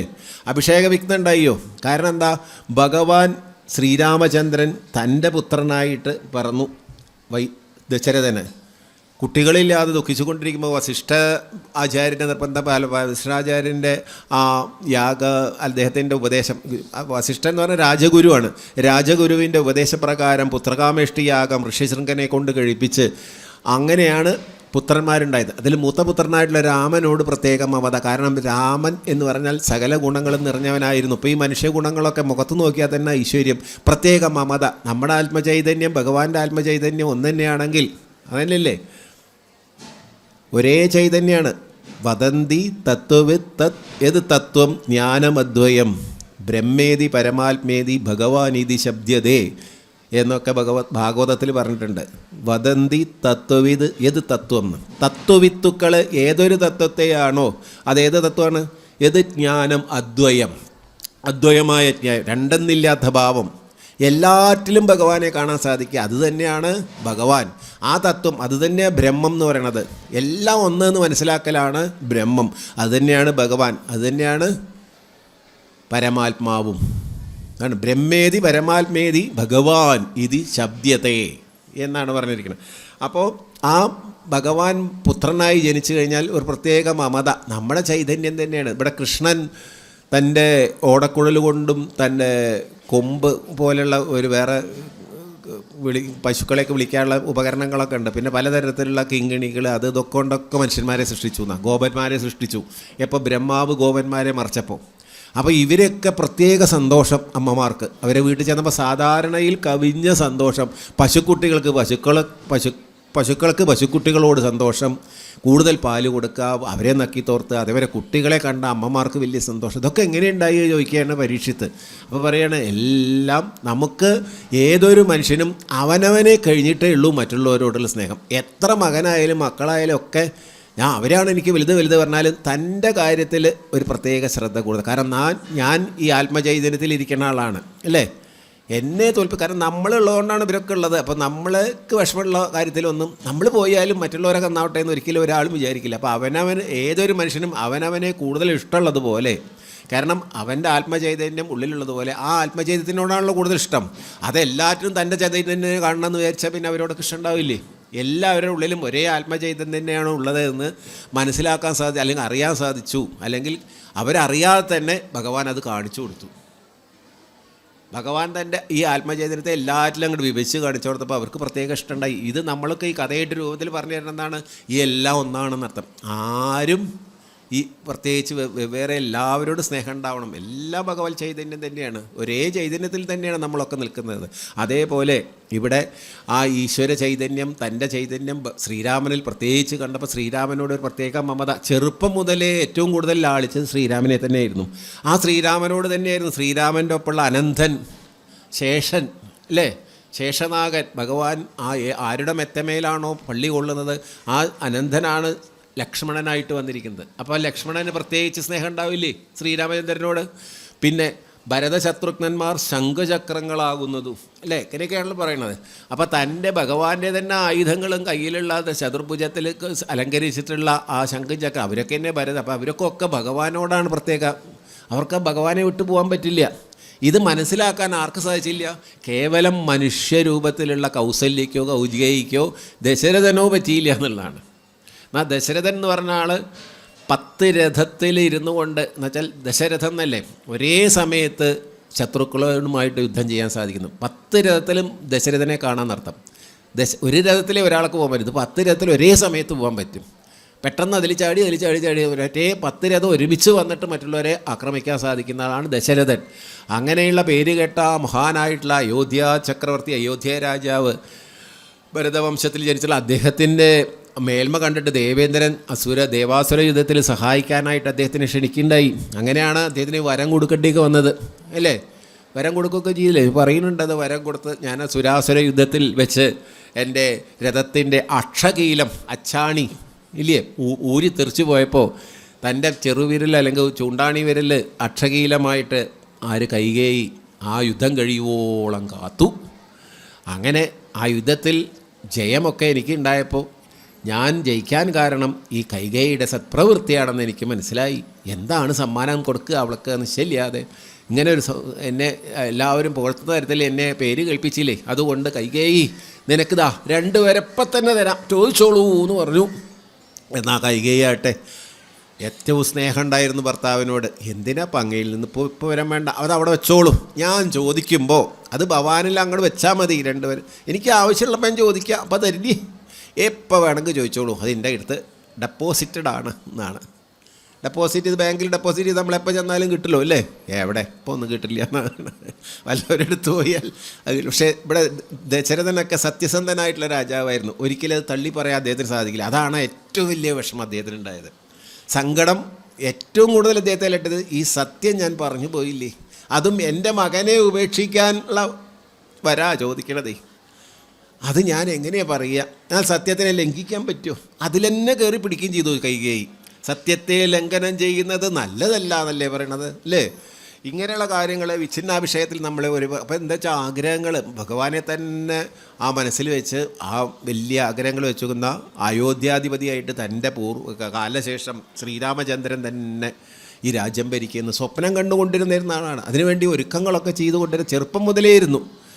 കാരണം രാജ്യത്തിലെ പ്രജകളെയും അത്ര ഇഷ്ടമായിരുന്നു എന്നാണ് ആർക്ക്? ദശരഥന്.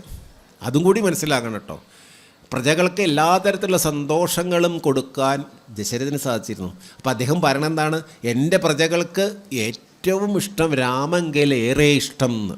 അങ്ങനെ വായിച്ചിട്ടുണ്ടോ നിങ്ങൾ? അങ്ങനെയുണ്ട്, ഇതിലൊക്കെ പറയുന്നുണ്ട്. അപ്പോൾ പ്രജകൾക്കും ഏറ്റവും ഇഷ്ടം രാമനെ തന്നെ. അതുകൊണ്ട് ഹേ ആചാര്യരെ അല്ലെങ്കിൽ രാജഗുരുവായിട്ടുള്ള വസിഷ്ഠരെ, അങ്ങയോട് എനിക്കൊന്ന് പറയാനുണ്ട്. എന്താ? ഏറ്റവും വേഗത്തിൽ ഞാനിപ്പോൾ ഒരു ജ്യോതിഷനെ കണ്ടപ്പോൾ അദ്ദേഹം പറഞ്ഞു, ഈ പൂയം നക്ഷത്രം ഏറ്റവും കേമാത്രേ. എന്തിന്? രാജ്യാഭിഷേകത്തിന്. അതിപ്പോൾ നാളെ മറ്റന്നാളൊക്കെ ഇട്ടാണ് വരുന്നത്. എങ്ങനെയിപ്പോൾ രാജഭരണത്തിൽ നമ്മുടെ ശ്രീരാമേന്ദ്രൻ്റെ അഭിഷേകം ചെയ്താൽ സന്തോഷമാവും എനിക്ക്. അതൊക്കെ അദ്ദേഹത്തിനെ ഏൽപ്പിച്ചിട്ട് പിന്നെ വാനപ്രസ്ഥത്തിന് പോകണമെന്നാണ് എനിക്ക് ആഗ്രഹം. ഈ രാജ്യഭരണമൊക്കെ വിട്ടിട്ടേ ഇതൊക്കെ പ്രജകൾക്കൊക്കെ ഇപ്പോൾ ശ്രീരാമചന്ദ്രനെ രാജാവായി കിട്ടണമെന്ന് വെച്ചാൽ വലിയ ആഗ്രഹമാണ്. അതുകൊണ്ട് എന്ത് ചെയ്യാം, അങ്ങ് അതിനുള്ള ഒരുക്കങ്ങളൊക്കെ ചെയ്തൂടെ? പക്ഷേ എനിക്കൊരു വിഷമം എന്താ വെച്ചാൽ എൻ്റെ 2 മക്കളെ അവരുടെ അമ്മാമനെ കാണാൻ വേണ്ടി പോയിരിക്കുന്നു. ആരാണ്? ഭരതനും ശത്രുഘ്നനും. വലിയ വിഷമത്തിൽ തന്നെ പറയണം അദ്ദേഹം. പക്ഷേ അവർ വരുന്നത് വരെ കാത്തിരിക്കാൻ എനിക്ക് പറ്റുമോ? പറ്റില്ല. കാരണം നക്ഷത്രം അടുത്തു അല്ലെങ്കിൽ ദിവസം അടുത്ത് കഴിഞ്ഞു. അതുകൊണ്ട് ഇപ്പോൾ എന്താ ചെയ്യുക? അവരെ കാക്കണ്ട, അവർക്ക് ഇഷ്ടം തന്നെയാവും രാമനെ. അതൊക്കെ ദശരഥൻ നന്നായിട്ട് അറിയാം. പക്ഷേ അറിയാത്തത് ആരൊക്കെ? മന്ദരയ്ക്ക്. പക്ഷേ അതിന് കാരണമുണ്ട്. ദേവന്മാരെന്നെ പറഞ്ഞു എന്നാണ്. മന്ദരതൻ നാവിന്മേൽ വന്നു വാണു വാണി ഭഗവതി എന്നാണ്, അല്ലേ? ഇവിടെ പറഞ്ഞു, എങ്കിലോ രാജാ ദശരഥൻ ഏകദാ സങ്കലിതാനന്ദമാം മാറിയിരിക്കുമ്പോൾ ആനന്ദത്തോടു കൂടിയിട്ട് ഇരിക്കുമ്പോൾ എന്നാണ്. അദ്ദേഹത്തിന് സന്തോഷത്തോടു കൂടിയിട്ട്, കാരണം പ്രജകൾക്കൊക്കെ സന്തോഷം, എല്ലാവരും സന്തോഷം. അങ്ങനെ ഇരിക്കുമ്പോഴാണ് വസിഷ്ഠൻ പങ്കജസംഭവ പുത്രൻ എന്നാണ് എഴുതിയിട്ട്. പങ്കജസംഭവ പുത്രൻ എന്ന് പറഞ്ഞാൽ അറിയില്ലേ? ആരാ പങ്കജസംഭവൻ? ബ്രഹ്മാവ്, അല്ലേ? പങ്കജസംഭവൻ ബ്രഹ്മാവാ. ബ്രഹ്മാവിൻ്റെ പുത്രനായിട്ടുള്ള വസിഷ്ഠനെ വിളിച്ചു ചോദിച്ചു എന്നാണ്. എന്താ പറയണത്? പൗരജനങ്ങളും മന്ത്രി മുഖ്യന്മാരും ശ്രീരാമനെ പ്രശംസിക്കുന്നിതെപ്പോഴും ഓരോ ഗുണഗണം കണ്ടവർക്കുണ്ടകതാരിൽ ആനന്ദം. അതിനില്ല സംശയം, അകതാരിൽ ആനന്ദമുണ്ട് അവർക്ക്. ആർക്ക്? പൗരജനങ്ങൾക്ക്. കാരണം ഭഗവാന്റെ ഗുണഗണങ്ങൾ കണ്ടിട്ട് അവർക്കെപ്പോഴും സന്തോഷമുണ്ട്. വൃദ്ധനായി വന്നിതു ഞാനും ഒട്ടാകയാൽ പുത്രരിൽ ജ്യേഷ്ഠനാം രാമകുമാരനെ പൃഥ്വീപരിപാലനാർത്ഥം അഭിഷേകം എത്രയും വൈകാതെ ചെയ്യണമെന്നു ഞാനിപ്പോൾ വയസ്സായി. കാരണം ഒരുപാട് കാലമായി രാജ്യം ഭരിക്കണം. എനിക്ക് എൻ്റെ പുത്രനെ കാരണം ഒരുപാട് കാലം കുട്ടികളില്ല പറഞ്ഞിട്ട് സമയം പോയി. എത്രയോ കാലം കല്യാണം കഴിച്ചു അല്ലാതെ കുട്ടികളൊന്നും ഉണ്ടായിരുന്നില്ല. അത് 3 ഭാര്യമാരായിരുന്നു അല്ലേ, എന്നിട്ടും ഉണ്ടായില്ല. അപ്പോൾ അത്രയും കാലങ്ങളൊക്കെ പോയി. പക്ഷേ രാജ്യഭരണത്തിൽ ഒരു വിഷമം ഉണ്ടായില്ല. തനിക്ക് കുട്ടികളില്ല, രാജ്യഭരണം മോശമാക്കുകയൊന്നും ചെയ്തില്ല. അപ്പോൾ പ്രജകൾക്കൊക്കെ സന്തോഷമായിരുന്നു. അല്ല, പൂർവികന്മാരും അങ്ങനെയായിരുന്നു. അങ്ങനെയുള്ള ആ രാജ്യഭരണം ഒരിക്കലും ഇനി വേറെ ആളുടെ കയ്യിൽ കൊടുക്കാൻ പറ്റില്ല. തൻ്റെ തന്നെ പുത്രനായുള്ള ശ്രീരാമചന്ദ്രൻ അല്ലെങ്കിൽ ഏറ്റവും കേമന എന്ന് മനസ്സിലാക്കിയിട്ട് തന്നെയാണ് അത് മൂത്താള ആദ്യം ഉണ്ടായ ആൾ. അങ്ങനെയുള്ളൂ. ഏതായാലും അതിന് വേണ്ടിയിട്ടുള്ള കാര്യങ്ങളൊക്കെ ചെയ്യുക. ഭരതനും ശത്രുഘ്നൊക്കെ വരാൻ വേണ്ടി കാക്കണ്ട. അടുത്ത ദിവസം തന്നെ പുഷ്യം നല്ല നക്ഷത്രം. എന്നാൽ അവർ വരുവാൻ പാർക്കയില്ലിനി ഒന്നുകൊണ്ടും അത് നിർണയം മാനസേ എന്നാണ്. അങ്ങനെ വസിഷ്ഠരോട് പറഞ്ഞു അതിന് വേണ്ട കാര്യങ്ങളൊക്കെ പൂജാവിധികളൊക്കെ ഉണ്ട്. ഈ അഭിഷേകത്തിന് കുറേ കാര്യങ്ങൾ എന്തൊക്കെ ചെയ്യേണ്ടത് അത് ചെയ്യുക. പിന്നെ രാമനോട് വ്രതരിക്കാൻ പറയണം. അഭിഷേകത്തിന് വ്രതം ഇരുന്നിട്ടൊക്കെ, കാരണം ഒരു രാജ്യസിംഹാസനത്തിലിരിക്കാൻ വേറെ ഓടി ചെന്നുകൊണ്ടിരിക്കാനൊന്നും പാടില്ല. അപ്പോൾ അതിന് വേണ്ടിയിട്ടുള്ള തലേശ്വരിക്കൽ എന്നൊക്കെ പറഞ്ഞില്ലേ, അങ്ങനെയുള്ള കാര്യങ്ങളൊക്കെ വ്രതങ്ങളൊക്കെ ചെയ്യുക. നമ്മൾ ശ്രാദ്ധം ഉണ്ടാകാൻ തന്നെ തലേശ്വരിക്കൊക്കെ ചെയ്യും. പക്ഷേ സർവൈശ്വര്യ പൂജ ചെയ്യാതെ ചെയ്യൂല്ല. പൂജ ചെയ്യുക, ഭഗവതിക്ക് പൂജ ചെയ്യുക, എന്നാൽ നമുക്ക് ഒരിക്കലൊന്നുമില്ല. ഒരിക്കലും വ്രതം വേണം. അല്ലാണ്ട് വെറുതെ ഇരുന്നിട്ട് അപ്പോൾ കുറച്ച് മുമ്പ് മീനും കൂട്ടി അല്ലെങ്കിൽ അത് കഴിച്ചിട്ട് പിന്നെ ഈശ്വര പൂജയ്ക്ക് ഇരിക്കാനൊന്നും പാടില്ല എന്നൊക്കെയാണ്. എല്ലാറ്റിനും വ്രതം വേണം. അല്ല അങ്ങനെ ഇപ്പം നമ്മൾ ഭാഗവതത്തിലൊക്കെ പ്രത്യേകിച്ച് ഞങ്ങളൊക്കെ പറയാറുണ്ട്. കാരണം ഇന്ന ദിവസം സർവൈശ്വര്യ പോയി എന്തിനാ അത് പറയണമെന്ന് വെച്ചാൽ തലേ ദിവസം തന്നെ ഒരിക്കലൊക്കെ എടുത്തുള്ള തയ്യാറായിട്ടിരിക്കണം നടത്തുക. എന്നാലേ ചെയ്യണതിന് കാര്യമുള്ളൂ. അല്ലാണ്ട് വെറുതെ ഇരുന്നിട്ടതൊക്കെ പൈസ വാങ്ങാൻ വേണ്ടിയിട്ട് ഒരു പൂജ നടത്തും. നമുക്കൊക്കെ എല്ലാം ഗുണം ഉണ്ടാവാൻ വേണ്ടിയിട്ട് എല്ലാ കാര്യങ്ങളും പറയണത് അല്ലേ. ഒക്കെ സങ്കല്പമാണല്ലോ. നമ്മളിപ്പോൾ ആരും ഒന്നും കാണുന്നില്ല, ഭഗവാനെയും കാണുന്നില്ല, ഒക്കെ ഭഗവാനുണ്ട് എന്നുള്ള സങ്കല്പത്തിലൊക്കെ ചെയ്യും. അപ്പോൾ അതങ്ങനെ സങ്കല്പം അങ്ങോട്ട് അത് സത്യമായി വരണമെങ്കിൽ എന്തുണ്ടാവണം? നമ്മുടെ കാര്യങ്ങളൊക്കെ വളരെ വൃത്തിയായിട്ട് വ്രതത്തോട് കൂടിയിട്ട് നമ്മുടെ മനസ്സ് ശുദ്ധമായിട്ടിരിക്കണം എന്നർത്ഥം. അതിന് വേണ്ടിയിട്ടാണ് ഈ വ്രതങ്ങളൊക്കെ. ഏതായാലും ഇതൊക്കെ ശ്രീരാമനെ പറഞ്ഞ് ധരിപ്പിക്കണം എന്ന് പറയാനാണ്. അത് രാജഗുരു പറഞ്ഞാലേ കേൾക്കുള്ളൂ. വല്ലവരോടും പോയിട്ട് പറയാൻ പറ്റുമോ? അല്ല, മന്ത്രിക്ക് പോയി പറയാൻ പറ്റില്ല രാമനോട് പോയിട്ട്. അല്ലെങ്കിൽ അത് രാജഗുരുവിനെ എവിടെ ചെന്നിട്ടും പറയാം. രാജഗുരു, അതാണ് വസിഷ്ഠനോട് തന്നെ അത് പറയാൻ കാരണം അല്ലേ. പണ്ടൊക്കെ ഭരിക്കാൻ എത്ര വലിയ ആളായാലും ഒരു ഗുരു ഉണ്ടാവും. ഗുരുവിൻ്റെ നിർദ്ദേശപ്രകാരമാണ് നടക്കുക യുദ്ധം. അപ്പോൾ ഈ ഗുരു ഇല്ലാച്ച വലിയ വിഷമമാണ്. ഗുരുവാണ് യുദ്ധത്തിന് ശത്രുരാജ്യത്തിൽ ജയം ഉണ്ടാക്കാനൊക്കെ ഗുരു വിചാരിച്ചാലേ ഉള്ളൂ. ഗുരു ഇല്ലെങ്കിൽ വലിയ വിഷമമാണ്. പണ്ട് ബൃഹസ്പതിയെ, അല്ല അത് ഭാഗവതത്തിലെ കേട്ടിട്ടുണ്ടാവും, ഇപ്പോൾ പറയണില്ലേ, ബൃഹസ്പതിയെ അപമാനിച്ചു വിട്ടു ദേവേന്ദ്രൻ. അന്ന് മുതൽ ദേവേന്ദ്രന് കഷ്ടമായി. അസുരന്മാർ വന്നിട്ട് സ്വർഗ്ഗരാജ്യം പിടിച്ചടക്കി. പിന്നെ ഒരു ഗുരു വേണം. ഗുരുവിനെ കാണാൻ നമ്മൾ ബൃഹസ്പതിയെ കാണാനുമില്ല. അപ്പോൾ പുതിയൊരു ഗുരുവിനെ നിർദ്ദേശിച്ചു. ആരെ? ബ്രഹ്മാവ്. അതാണ് വിശ്വരൂപൻ. കേട്ടിട്ടുണ്ടോ? നാരായണ കവചം എന്നൊക്കെ പറഞ്ഞിട്ട് കേട്ടിട്ടുണ്ടാവും നിങ്ങൾ അല്ലേ. അല്ലെങ്കിൽ നമുക്ക് പിന്നെ ഭാഗവതത്തിലൊക്കെ പറയാം. ആ നാരായണ കവചം ചൊല്ലിയിട്ടാണ് പിന്നെ ജയൊക്കെ ഉണ്ടായത്. എന്തായി നാരായണ കവചം? ഭഗവാനത്തെ ഈ വ്രതം തന്നെയത്. ഭഗവാനെ മനസ്സിലങ്ങോട്ട് പ്രതീക്ഷിക്കാൻ സാധിക്കുക. എല്ലാ തരത്തിലുള്ള രക്ഷ ഭഗവാൻ ഉണ്ടാവട്ടെ. അങ്ങനെ ഭഗവാനിൽ തന്നെ കൂടുതൽ ശ്രദ്ധ ചെലുത്തി കഴിഞ്ഞാൽ അവിടെ ഐശ്വര്യം വരും. അവിടെ ഭഗവാന്റെ ഒരു എന്നുവെച്ചാൽ ഇപ്പം അനുകൂല കാലമാണ്. ഭഗവത് അനുകൂലമായിട്ടുള്ള അവസ്ഥയിൽ വരുമ്പോൾ എന്തും ചെയ്യണ്ടാവും. പ്രതികൂലമാകുമ്പോൾ തോൽക്കും ചെയ്യും. അതാണ്. ഏതായാലും വസിഷ്ഠനോട് ഇതൊക്കെ പറഞ്ഞ ശേഷം സുമന്ത്രനോട് മന്ത്രിയെ വിളിച്ചിട്ട് പറഞ്ഞു, നാട് മുഴുവനും എന്തൊക്കെ ചെയ്യേണ്ടത്, എന്താ ഈ മന്ത്രിക്ക് അതിനുള്ള അധികാരമുണ്ട്. രാജ്യത്ത് മുഴുവനും അലങ്കരിക്കാനുള്ള കാര്യങ്ങൾ, സ്വർണ്ണക്കലശങ്ങളിൽ കൊണ്ടുവരിക, തീർത്ഥജലങ്ങൾ കൊണ്ടുവന്ന് അഭിഷേകത്തിന് വേണ്ടുന്ന എല്ലാ കാര്യങ്ങളും ചെയ്യുക. മധ്യകക്ഷയെ 16 പേർ രാജനാരി ജനങ്ങളെ എതിരേൽക്കാൻ വേണ്ടിയിട്ട് താലപ്പൊലികളോടുകൂടി സ്വീകരിക്കണം, ആനകളോടുകൂടി, ഇങ്ങനെയുള്ള പല കാര്യങ്ങളും എല്ലാം ഗംഭീരമായിട്ട് രാജ്യം മുഴുവനും അഭിഷേകത്തിന് തോരണങ്ങളും ഉത്സവത്തോടു കൂടിയുള്ള പ്രതീകം അത്രയും മനോഹരമായിട്ട് വേണം. ഇതിന് വേണ്ടിയിട്ട് നീ എത്ര രൂപ ചിലവായാലും പ്രശ്നമില്ല. അത് ഗംഭീരമായിരിക്കണം. വരുന്ന ആൾക്കാർക്കൊക്കെ ദക്ഷിണ ധാരാളം കൊടുക്കണം, നല്ല ഭക്ഷണം കൊടുക്കണം, എല്ലായിടത്തും ആഘോഷം കൊണ്ട് നിറയണം എന്നാണ് പറയണത്. അങ്ങനെയൊക്കെ തീരുമാനിച്ചിരിക്കുന്ന സമയത്ത് വസിഷ്ഠനോട് പറയാൻ പറഞ്ഞല്ലോ. ശ്രീരാമ വസിഷ്ഠ സംവാദം അടുത്തത് രാമായണത്തിലേ. അപ്പോൾ വസിഷ്ഠനെ അറിയാം എന്താണ്, ആരാണ് ശ്രീരാമൻ എന്നുള്ള തത്വമൊക്കെ അറിയാൻ സാധിക്കും. ശ്രീരാമൻ്റെ അടുത്ത് എന്നിട്ട് പറഞ്ഞു, വസിഷ്ഠനെ കണ്ട ഉടനെ തന്നെ ശ്രീരാമൻ എന്ത് ചെയ്തു? തൃക്കാൽ കഴുകിച്ചു പാദാബ്ജതീർത്ഥവും ഉത്തമാങ്കേന ധരിച്ചു വിശുദ്ധനായി ചിത്തമോദേന ചിരിച്ചരുളി ചെയ്തു പുണ്യവാനായേനടിയൻ അതീവ കേൾ ഇന്നു പാദോദക തീർത്ഥം ധരിക്കയാലെന്ന് രാമചന്ദ്രവാക്യം കേട്ടു നന്നായി ചിരിച്ചു വസിഷ്ഠൻ അരുൾ ചെയ്തു. പാദോദക തീർത്ഥം കണ്ടോ, അങ്ങയുടെ കാല് കഴുകിച്ച തീർത്ഥം ഇന്ന് എൻ്റെ തലയിൽ ചൂടാൻ സാധിച്ച എൻ്റെ ഭാഗ്യമാണ്. അങ്ങയെപ്പോലുള്ള ഗുരുക്കന്മാർ, അത് ബ്രഹ്മപുത്രനായിട്ടുള്ള അങ്ങ് ഞങ്ങളുടെ രാജഗുരുവായി വന്നത് തന്നെ ഏറ്റവും കേമം. എൻ്റെ ഈ ഭവനത്തിൽ വന്നു എന്നെ സന്തോഷിപ്പിക്കാൻ അദ്ദേഹം താമസിക്കുന്ന സ്ഥലത്തല്ലേ വന്ന്, അത് ഏറ്റവും വലിയ ഭാഗ്യമായി. അപ്പം അങ്ങയുടെ പാദപൂജ ചെയ്യാൻ പറ്റി എന്ന് പറഞ്ഞാൽ ഇതൊക്കെ എന്നാൽ നമുക്ക് കാണിച്ചു തന്ന് ശ്രേഷ്ഠ വ്യക്തികളെ പൂജിക്കാനും ബഹുമാനിക്കാനും പഠിക്കണം. ശ്രീരാമചന്ദ്രൻ പോലും അത് കാണിച്ചിട്ടുണ്ട്. നമുക്ക് മാത്രം ഗുരുക്കന്മാരെ ബഹുമാനമുണ്ടോ എന്ന് ചോദിച്ചാൽ ഇല്ല, ഇല്ലേ? വേണോ? ഗുരുക്കന്മാരുടെ കാലമൊന്നും കഴിക്കാൻ പാടില്ല എന്നാണ്. അല്ല, തെറ്റ് പറയല്ലേ, ആരോട് ദേഷ്യമൊന്നുമില്ല നമുക്ക്. അല്ല, നമ്മളങ്ങനെ പഠിക്കാൻ പാടുമോ? അപ്പം നമുക്ക് രാമായണം വായിച്ചാൽ ഇതൊക്കെ കാണുന്നത്. ഇനിയിപ്പം എങ്ങനെ പറയാതിരിക്കുക? എനിക്ക് പറയാതിരിക്കാൻ പറ്റില്ല. ഗുരുക്കന്മാരെ ബഹുമാനിക്കണം. ഇപ്പോഴും നമുക്ക് നമ്മളെ പഠിപ്പിച്ച ആൾക്കാരെ കാണുമ്പോൾ വലിയ ബഹുമാനമാണ്. എന്തവർ പഠിപ്പിച്ചോന്നുള്ളല്ല, അവർ കാരണമല്ലേ നമ്മളിവിടെ എത്തിയേ, അല്ലേ? അപ്പോൾ ആ അധ്യാപകന്മാരോടും ആ ഗുരുക്കന്മാരോട് അല്പം ഒരു കാല് ഒന്നും നഷ്ടപ്പെടാൻ പാടില്ല. നമുക്ക് എന്താ നഷ്ടപ്പെടുന്നത്? അല്ലെങ്കിൽ ജീവിതത്തിൽ എത്രയൊക്കെ നഷ്ടപ്പെടുന്നു, അതൊന്നും നമ്മൾ വലിയ ആളാണെന്ന് കരുതുമ്പോഴാണ് നമുക്കൊക്കെ നഷ്ടപ്പെടുന്നത്. ഇത് നമ്മളെ പഠിപ്പിക്കാൻ സർക്കാർ തന്നെ തീരുമാനിച്ചാൽ ഏറ്റവും കഷ്ടമാണെന്ന് അർത്ഥം. നമ്മളൊന്നും വലിയ ആൾക്കാരല്ല, ആണോ? നമ്മളൊക്കെ ഏറ്റവും താഴ്ന്ന് ഇനി എന്തൊക്കെയോ പഠിക്കുക. ഈ ലോകത്തിൽ ജീവിക്കുന്ന എന്തൊക്കെ കാര്യങ്ങൾ പഠിക്കാനുണ്ട്. അപ്പോൾ വിദ്യാർത്ഥികൾ ഒരു ഗുരുവിൻ്റെ ഗുരു അതിനുള്ള മേൽമേലുള്ള അവർക്കറിയാം. ഇന്നത്തെ ഗുരുക്കന്മാരൊന്നും മേൽമല്ലാത്ത ആൾക്കാർ, അവരുടെ കാല് കഴിച്ചിട്ട് വെറുതെ സമയങ്ങൾ അതായിരിക്കും നീ പറഞ്ഞത്. അതും അറിയില്ലേ? എന്താണെന്ന് ശരിയാ. എന്തായാലും ഇവിടെ പറയണു ഗുരു വന്നപ്പോൾ വേഗം കാലൊക്കെ കഴുകിച്ചു, അല്ലേ? രാമായണത്തിലുണ്ട്. എന്നിട്ട് രാമൻ എന്ന് പറഞ്ഞ ഭഗവാൻ തന്നെ വരണ്ട് വസിഷ്ഠനോട്. അപ്പോൾ വസിഷ്ഠൻ ചിരിച്ച് പറയാ, അങ്ങയുടെ പാദതീർത്ഥം കിട്ടാൻ വേണ്ടിയിട്ട് ക്യൂ നിൽക്കണു ചിലവർ. ആരൊക്കെയാ?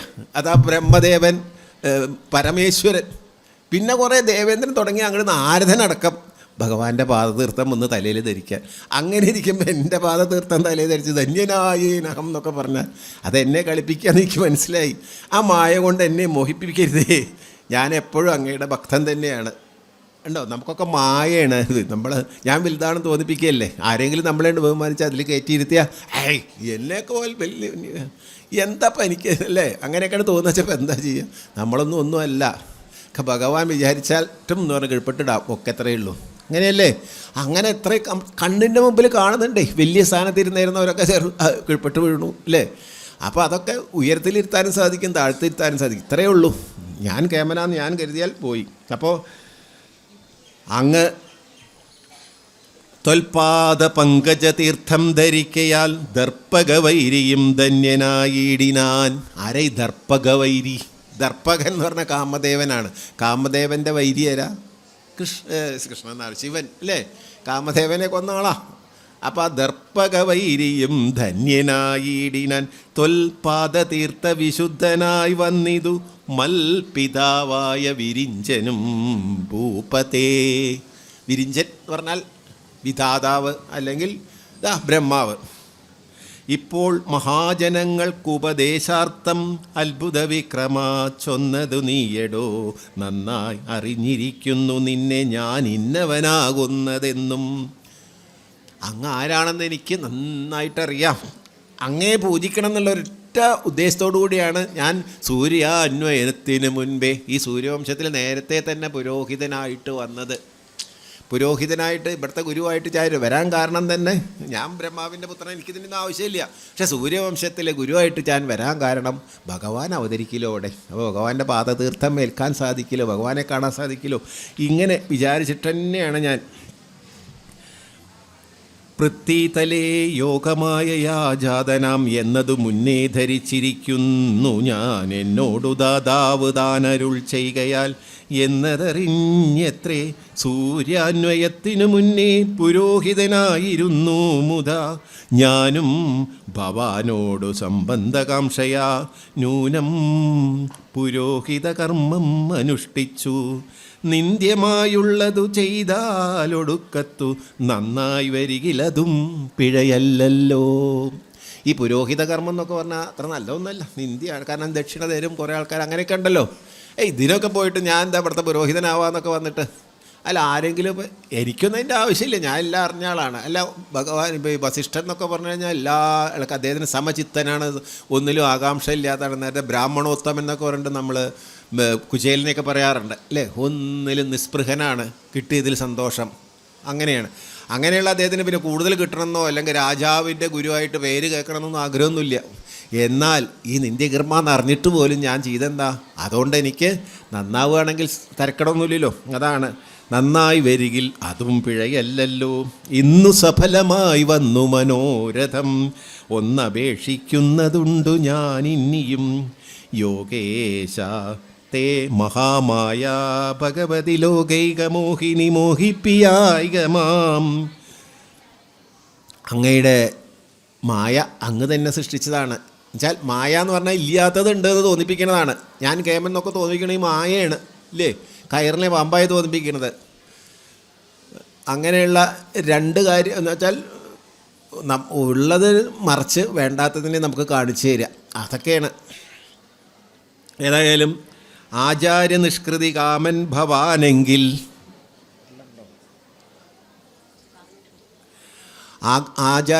ആചാര്യനോട് എന്തെങ്കിലും ആചാര്യനെ ബഹുമാനപ്പോൾ ഞാൻ ആചാര്യനായിട്ടിരിക്കുകയല്ലേ, അപ്പോൾ അതുകൊണ്ട് നിങ്ങൾക്ക് എന്തെങ്കിലും ബഹുമാനം ഉണ്ടെങ്കിൽ ഒരു കാര്യം ചെയ്യുക. എന്താ വേണ്ടത്?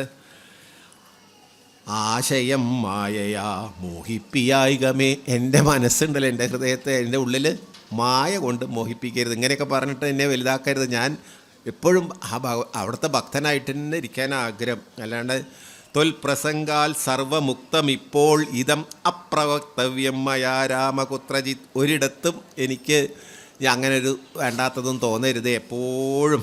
അതാണ് കുത്രജിത്ത് പറഞ്ഞ ഒരിടത്തു നിന്നാണ്.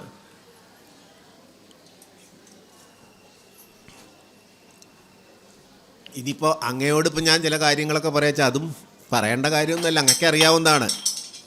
എന്നാൽ ഞാൻ പറഞ്ഞതെന്താ, ഇപ്പം എന്താ, അങ്ങയുടെ അച്ഛൻ അങ്ങക്ക് നാളെ തന്നെ അഭിഷേകം വേണമെന്നൊക്കെ പറയണു. അപ്പോൾ അതിന് വേണ്ടിയിട്ട് എന്തൊക്കെ ചെയ്യേണ്ട ആ കർമ്മങ്ങളൊക്കെ ഒന്ന് അങ്ങ് ചെയ്യുക, അതൊക്കെ പറഞ്ഞു കൊടുക്കുകയാണ്.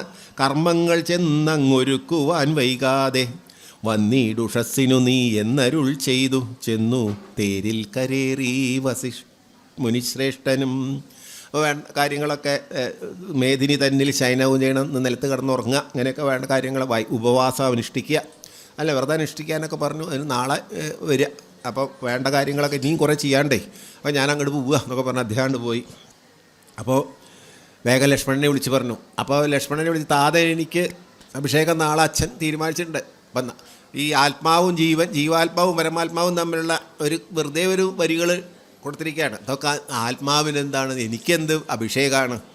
എല്ലാപ്പോഴും പരമാത്മചൈതന്യം ഒന്നിനും പ്രത്യേകതയൊന്നുമില്ല. അതൊക്കെ ജീവാത്മാവിനാണ്. കാരണം ഗുണങ്ങളാൽ കൂടിച്ചേർന്ന ജീവാത്മാവിനാണ് ഞാൻ രാജാവ്, ഞാൻ കുടുംബസ്ഥൻ, ഞാൻ ഭർത്താവ്, ഞാൻ ഉദ്യോഗസ്ഥൻ, ഇങ്ങനെയുള്ള വിചാരങ്ങളൊക്കെ ഈ ജീവാത്മാവിന് അവൽ ആത്മചൈതന്യം ഉള്ളതുകൊണ്ടാണ് ഈ ജീവൻ നിലനിൽക്കുന്നത് അല്ലേ, ശരീരം നിലനിൽക്കുന്നത്. ആ ജീവാത്മാവിൻ്റെ കൂടെ ഈ ഗുണങ്ങളുള്ളതുകൊണ്ടാണ്, സത്വ രജസ് തമോ ഗുണങ്ങൾ ആ നിയന്ത്രിക്കുന്നത് കൊണ്ടാണ് നമുക്ക് വേണ്ടാത്ത പലതരത്തിലുള്ള വിചാരം, നല്ല വിചാരം തോന്നുന്നുണ്ട്, ചിലപ്പോൾ തോന്നിയ വിചാരങ്ങൾ ഉറക്കമൊക്കെ വരുന്നുണ്ട്. ഇതൊക്കെ കാരണം ഈ ഗുണങ്ങൾ നമ്മളെങ്ങനെ കൂട്ടിക്കൊണ്ടിരിക്കുന്നതുകൊണ്ടാണ്. അപ്പോൾ ജീവാത്മാവായ നീയാണ് യോഗ്യൻ എന്ന് ആരോട് പറയുക? ലക്ഷ്മണനോട് പറയുന്ന പോലെ കാണിക്കാൻ ലക്ഷ്മണനോടാ പറയണം. തത്ര നിമിത്തമാത്രം ഞാൻ അതിനൊരു കർത്താവു നീ, രാജ്യഭോക്താവും നീ എത്രേ വത്സ മമത്വം ബഹിപ്രാണനാകയാൽ.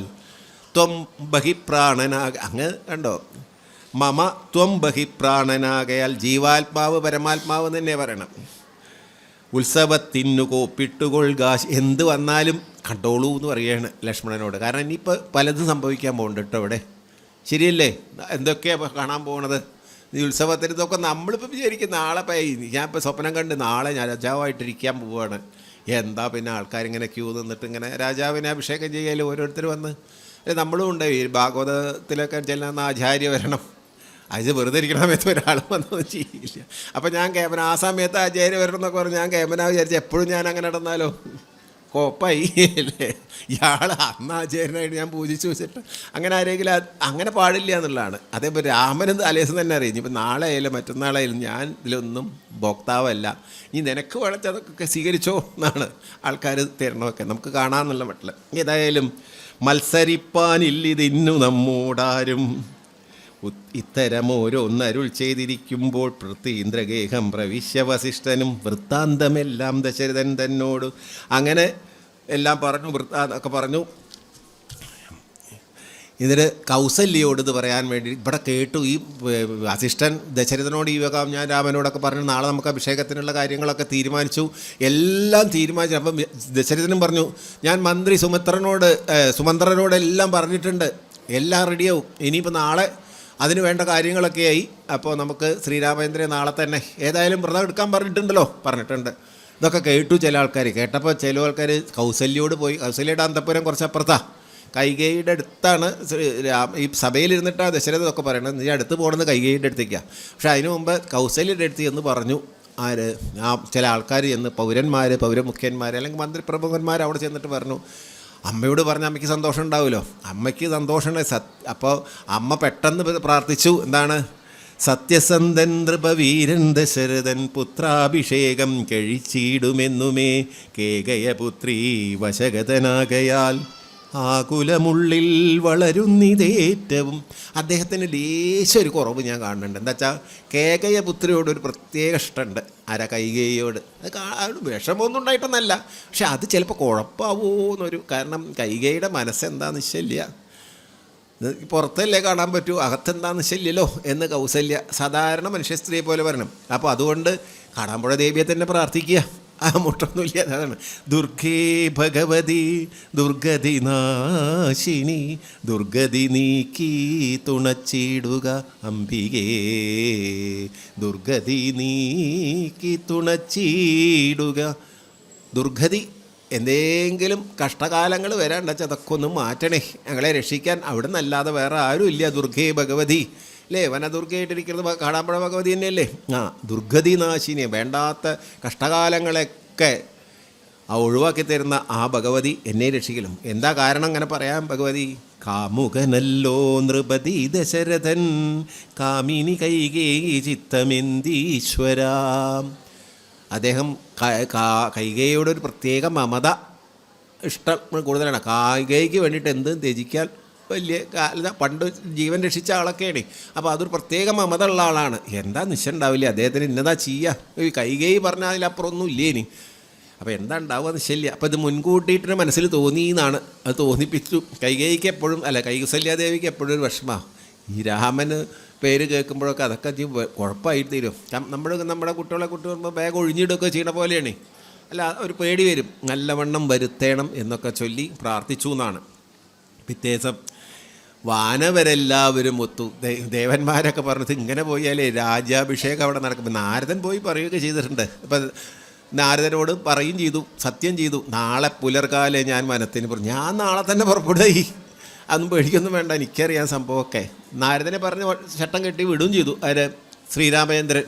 അപ്പോൾ നാരദനൊന്നും ചിരിച്ചു പോലല്ല, ഞാൻ അങ്ങക്ക് ജിൻസില്ലാത്തൊന്നുമില്ല, എന്നാലും മനുഷ്യരൂപത്തിൽ വന്നാൽ മനുഷ്യന്മാർക്ക് ഈ മായ കുറച്ച് കൂടുതൽ ഇതാണ്, മനുഷ്യ സുഖം. അപ്പോൾ അങ്ങേ ഇത് ബാധിച്ചിട്ടുണ്ടോ എന്ന് അറിയാൻ വേണ്ടി വെറുതെ തന്നെ വിട്ടത്. എനിക്കറിയാം അങ്ങേ ബാധിക്കൊന്നുമില്ല എന്ന്, നാരദന് നന്നായിട്ട് അറിയാം. എന്നാലും അവർ ആവശ്യപ്പെട്ട് ബ്രഹ്മാവൊക്കെ എൻ്റെ അച്ഛനൊക്കെ പറഞ്ഞാൽ ഒന്നും ഇവിടെ പറയാതിരിക്കാൻ പറ്റൂ. പണ്ട് ഈ വരാഹരൂപെടുത്തപ്പോൾ ഹിരണ്യാക്ഷനായിട്ട് അങ്ങനെ ഭയങ്കര യുദ്ധം നടന്നുകൊണ്ടിരിക്കുമ്പോൾ ഭഗവാൻ കളിച്ചുകൊണ്ടിരിക്കുക. ഈ ഗത കൊണ്ട് ഇങ്ങോട്ട് വരുമ്പോൾ അത് അങ്ങോട്ട് പോകും, കഥയുടെ കയ്യിൽ നിന്നും പോകും ഗത, പിന്നെ വേറെ ഗത എടുക്കും. അപ്പോൾ താൻ അങ്ങോട്ട് തട്ടിപ്പറിയുമ്പോൾ അയാളുടെ ഗത വീഴും. അപ്പോൾ പറയും ഗത എടുത്തോളൂ, ഗത എടുത്തിട്ടാവാം, ഗതയൊന്നും വേണ്ട, എനിക്ക് മുഷ്ടി യുദ്ധം മതി. ഇങ്ങനെ വെറുതെ സമയം കളയുമ്പോൾ ഇവിടെ ബ്രഹ്മാവ് പറഞ്ഞു, സന്ധ്യാസമയം വരുന്ന സന്ധ്യാസമയത്ത് അസുരന്മാർക്ക് ശക്തി കൂടും, അങ്ങനത്തെ അയാളെ കൊല്ലു വേഗന്ന. ബ്രഹ്മാവിനറിയും, ഭഗവാനറിയില്ലേ എപ്പോൾ കൊല്ലണം എന്ത് കൊല്ലണം. ഈ ബ്രഹ്മാവിനൊരു വിഷമം വേണ്ട വിചാരിച്ച് തൻ്റെ പുത്രൻ തന്നെയല്ലേ, അപ്പം തന്നെ ശരി ഇവിടുത്തെ ഒരു അടിയും കൊടുത്തു കൊന്നു, അത്രേ ഉള്ളൂ. അല്ലാണ്ട് ഭഗവാൻ അറിയാം സന്ധ്യാകാലത്തോ അല്ല ഏത് കാലത്തോ ആയാലും കൊല്ലാവിനൊരു വിഷമവും.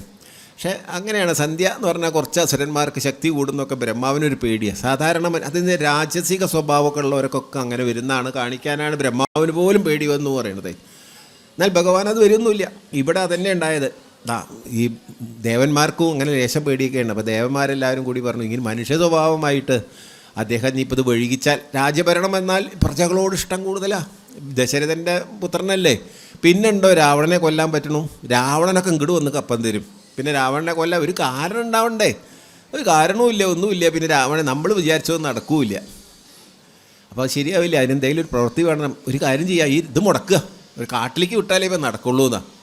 ഇനിയിപ്പോൾ അതിനിപ്പോൾ വാണി ഭഗവതി തന്നെ പറഞ്ഞു, ഞാൻ നല്ലത് മാത്രമേ നാവുമ്പിലൊക്കെ എഴുതാറുള്ളൂ, ഈ ചീത്തത് ഇത് ദേവന്മാർക്ക് വേണ്ടി ഇത് ചീത്ത ഒന്നല്ല, അയാളിന്ന് ഗുണേ ഉണ്ടാവുള്ളൂ എന്നാണ്. നല്ലതിന് ഭഗവാന്റെ കാര്യത്തിന് വേണ്ടിയിട്ട് അല്പം നിന്ദ്യമായിട്ടുള്ള കാര്യം പറഞ്ഞാലും കുഴപ്പമൊന്നുമില്ല എന്നൊക്കെ പറഞ്ഞ് വാണി ഭഗവതി ചട്ടം കെട്ടിയപ്പോൾ 36 പോയിട്ട് മന്ദരയുടെ നാവിൽമേൽ പോയി. അത് മാത്രം പോരാട്ടോ, കൈകേയിയുടെ നാവിലും പോയി ചെല്ലണമെന്ന്. കൈകേയിയുടെ ഉള്ളത്തിൽ മനസ്സിൽ കയറിയിരിക്കും വേണം വാണി ഭഗവതിയോട്. എന്നിട്ട് കൈകേയെ കൊണ്ടും അങ്ങനെ തോന്നിപ്പിക്കണം. അല്ലെങ്കിൽ കൈകേയിക്ക് തോന്നുകയാണ്, രാമേന്ദ്രനോടൊന്നും ചെയ്യാൻ പറ്റില്ല, എനിക്ക് ഏറ്റവും ഇഷ്ടമാണെന്നൊക്കെ പറഞ്ഞാൽ അങ്ങോട്ട് ഇരുന്ന് കഴിഞ്ഞാൽ പോയില്ലേ. അപ്പോൾ അതൊന്നും പാടില്ല, ആ വിരോധം ഉണ്ടാക്കണം. അതൊക്കെ ആദ്യം തന്നെ പറഞ്ഞു എന്നാണ് തുഞ്ചത്തെഴുത്തച്ഛൻ എഴുതിയതിൻ്റെ അധ്യാത്മരാമായണം. എന്നുവെച്ചാൽ ഭഗവാന്റെ കാര്യങ്ങളൊക്കെ മുൻകൂട്ടി തീരുമാനിക്കപ്പെട്ട, ആരും മോശക്കാരൻ, നമ്മളിതേക്കുറിച്ച് ദുഃഖിക്കേണ്ട കാര്യമില്ല. ഈ ദുഃഖങ്ങളൊക്കെ ഇവിടെ ഉണ്ടാവുന്നതൊക്കെ ഭഗവാൻ നന്നായിട്ട് അറിയാം. അപ്പോൾ ഇതിന് കാരണം എന്താണ്? മന്ദരയല്ല, അല്ല കൈകേയിയല്ല, ഒക്കെ നിരൂപിതം മുൻപേ തീരുമാനിക്കപ്പെട്ടതാണ്. ഏതായാലും മന്ദരതൻ വദനാന്തരേ വാണിയിടിനാൾ ചെന്നു ദേവകാര്യാർത്ഥമായി. അങ്ങനെ ത്രിവിക്രയായിട്ടുള്ള കുബ്ജ ചെന്നു പറഞ്ഞു, എന്താ മന്ദരോട് കണ്ട മാത്രം കൈകേയി ചോദിച്ചു, അല്ല മന്ദരെ, എന്താ പുറത്തൊക്കെ നല്ല പാട്ടും മേളും, എല്ലായിടത്തും റെക്കോർഡ് ഡാൻസോ അല്ലെങ്കിൽ പാട്ടൊക്കെ കേൾക്കുന്നുണ്ടോ, നല്ല നല്ല ഭക്തി ഗാനങ്ങളൊക്കെ കേൾക്കുന്നുണ്ടോ, തോരണങ്ങളൊക്കെ ചാർത്തുന്നു, എല്ലാവരും വീടിൻ്റെ മുമ്പിൽ ചാണകവെള്ളമൊക്കെ തെളിച്ച് മെഴുകണു, എല്ലാ കോലങ്ങളൊക്കെ ഇടുന്നു, എല്ലാ വീടും അലങ്കരിക്കുന്നു, പുഷ്പങ്ങൾ മാലകളൊക്കെ ചാർത്തുന്നു, മനോഹരമായുള്ള സുഗന്ധദ്രവ്യങ്ങളെ കൊണ്ട് നിറഞ്ഞിരിക്കുന്നു രാജ്യമൊക്കെ. എന്താ നാളെ എൻ്റെ മകന് അഭിഷേകം വല്ലതും ഉണ്ടോ? രാമചന്ദ്രൻ അഭിഷേകം എന്ന് വെച്ചാൽ അത്രയും സന്തോഷത്തില്ല കൈകേയി. പറയും, എന്താ നീ പറഞ്ഞു? ഞാൻ അത് പറയാനാ വന്നത്, നീ ഉറങ്ങുന്ന ഈ ഉറങ്ങണ ആളോടൊന്നും പറഞ്ഞിട്ട് ഒരു കാര്യമില്ല. എപ്പോഴും നിനക്ക് മറ്റുള്ള കാര്യങ്ങൾ ഒരു ചിന്തയില്ല. എന്നെ കുറച്ച് ബുദ്ധി ഉപദേശിക്കാച്ചിട്ട് വന്നതാണ് ഞാൻ. എന്നാ ബുദ്ധിയില്ലാതെ ഉറക്കത്തിലാണ് നീ ഇപ്പോൾ. എൻ്റെ കൈകേയി മാതാവേ, അങ്ങക്ക് അറിയോ, ഇപ്പം രാമനറ്റ രാജാവായി കഴിഞ്ഞാൽ ദേവമാതാവായിട്ട് വരിക കൗസല്യാദേവിയാണ്. അവിടത്തേക്ക് ഒരു ഇതുവരെ ദശരഥൻ്റെ ഭാര്യ പ്രത്യേകം ഒരു പ്രിയൊക്കെ ഉണ്ടായിരുന്നു, ഇവിടെ മാത്രം വരിക. നേരെ മറിച്ച് രാമൻ അങ്ങോട്ട് രാജാവായാൽ പിന്നെ അതൊന്നും ഉണ്ടാവില്ല. രാമൻ നേരെ കൗസല്യാദേവിയുടെ അവിടെയല്ലേ ഉണ്ടാവുക, അല്ലാണ്ട് കൈകേയി ദേവിയോടെ തന്നെ പ്രത്യേകം അങ്ങനെ ഒരു പ്രത്യേകതയൊന്നും കാണിക്കൊന്നുമില്ല. ഇനി ഭരതൻ അവിടുത്തെ മകനാണെങ്കിൽ രാമനെ അനുസരിച്ച് നടക്കുകയല്ലേ ഉള്ളൂ. അപ്പോൾ ദാസനെ പോലെ രാമൻ പറയണ ഭരത നാളെ അവിടെ ഇത് പോയി ചെയ്യൂ എന്ന് പറഞ്ഞാൽ അവിടെ ചെയ്യാൻ മാത്രമേ ഭരതനുള്ളൂ. അപ്പോൾ ആ ഭരതൻ്റെ അമ്മ എന്നുള്ളൊരു സ്ഥാനമേ ഉണ്ടാവുള്ളൂ. അങ്ങനെ ഇരിക്കുക പറഞ്ഞാൽ വലിയ വിഷമല്ലേ. അത് ദശരഥൻ്റെ ഒരേ അമ്മ സ്ഥാനം ഉണ്ടായത്. ഇതൊക്കെ ഉണ്ടായിക്കഴിഞ്ഞാൽ നീ അതൊന്നും ആലോചിച്ചില്ലല്ലോ. നേരെ മറിച്ച് എൻ്റെ മകനാണ് രാജാവാണെങ്കിൽ നിനക്ക് എത്രത്തോളം ഇപ്പോഴത്തെ കിട്ടിയക്കാളുള്ള പ്രശസ്തി ഇപ്പം തന്നെ നിനക്ക് വല്ല പേരുണ്ട്. അത് എന്ന് നിലനിർത്തണം വെച്ചാൽ അതൊക്കെ വേണ്ടത്. അപ്പോൾ കൈകേയിക്ക് തോന്നി, ശരി കേട്ടോ ഈ പറഞ്ഞത്, നല്ല കാര്യങ്ങളൊക്കെ ഇവള് പറഞ്ഞപ്പോഴാണ് മനസ്സിലായത്. ഞാൻ അത്ര ഇങ്ങോട്ട് ആലോചിച്ചില്ല. കൗസല്യക്ക് പേര് കിട്ടും, എൻ്റെ പേര് പോവും എന്നൊക്കെ ആയപ്പോൾ അല്ല സാധാരണ നമുക്കൊരു വിഷമം പോലെ കൈകേയിക്ക് തോന്നി, വലിയ വിഷമമായി. ഇപ്പം എന്താ ഇത് ചെയ്യുക? അതിനിപ്പോൾ നിനക്കിഷ്ടമാണെന്ന് ഞാൻ ഒരു കാര്യം പറഞ്ഞുതരാം. എന്താ? നിനക്കേ പണ്ട് 2 വരം തരുണ്ടായിട്ടുണ്ട്, ഓർമ്മ ഉണ്ടാവില്ല. എനിക്കും ഓർമ്മ ഉണ്ടില്ല, എപ്പോഴാണ് ഓർമ്മ വന്നതേ, എന്താ അറിയില്ല, എനിക്കത് ഓർമ്മ വന്നു. എന്താ വരം? നീ എന്നെ ചോദിച്ചു വാങ്ങിയതാണ്. പണ്ട് സുരാസുര യുദ്ധത്തിൽ നീ രക്ഷിച്ചതിനും ദശരഥൻ തരാമെന്ന് പറഞ്ഞ വരം അവിടെ എടുത്ത് വെച്ചിട്ടുണ്ട് രാജാവ്. അതിപ്പോൾ ചോദിച്ചൂടെ? അത് എന്താ ചോദിക്കേണ്ടതെന്നും കൂടി ഞാൻ പറഞ്ഞുതരാമെന്നാ. ഒന്ന് എന്താണ്? ഭരതനെ രാജാവായിട്ട് വാഴിക്കുക എന്നുവെച്ചാൽ നിനക്ക് ശ്രീരാമചന്ദ്രന് പകരം ഭരതനെ രാജാവായിട്ട് വാഴിക്കണം. രണ്ടാമതൊന്ന്, ശ്രീരാമചന്ദ്രനെ 14 സംവത്സരം കാട്ടിലയക്കണം. അതെന്തിനാണ് ഈ രണ്ടാമത്തെ? ഈ രാമേന്ദ്രൻ ഇവിടെ ഉണ്ടാച്ചാൽ ഭരതൻ ഒരിക്കലും രാജാവാവില്ല.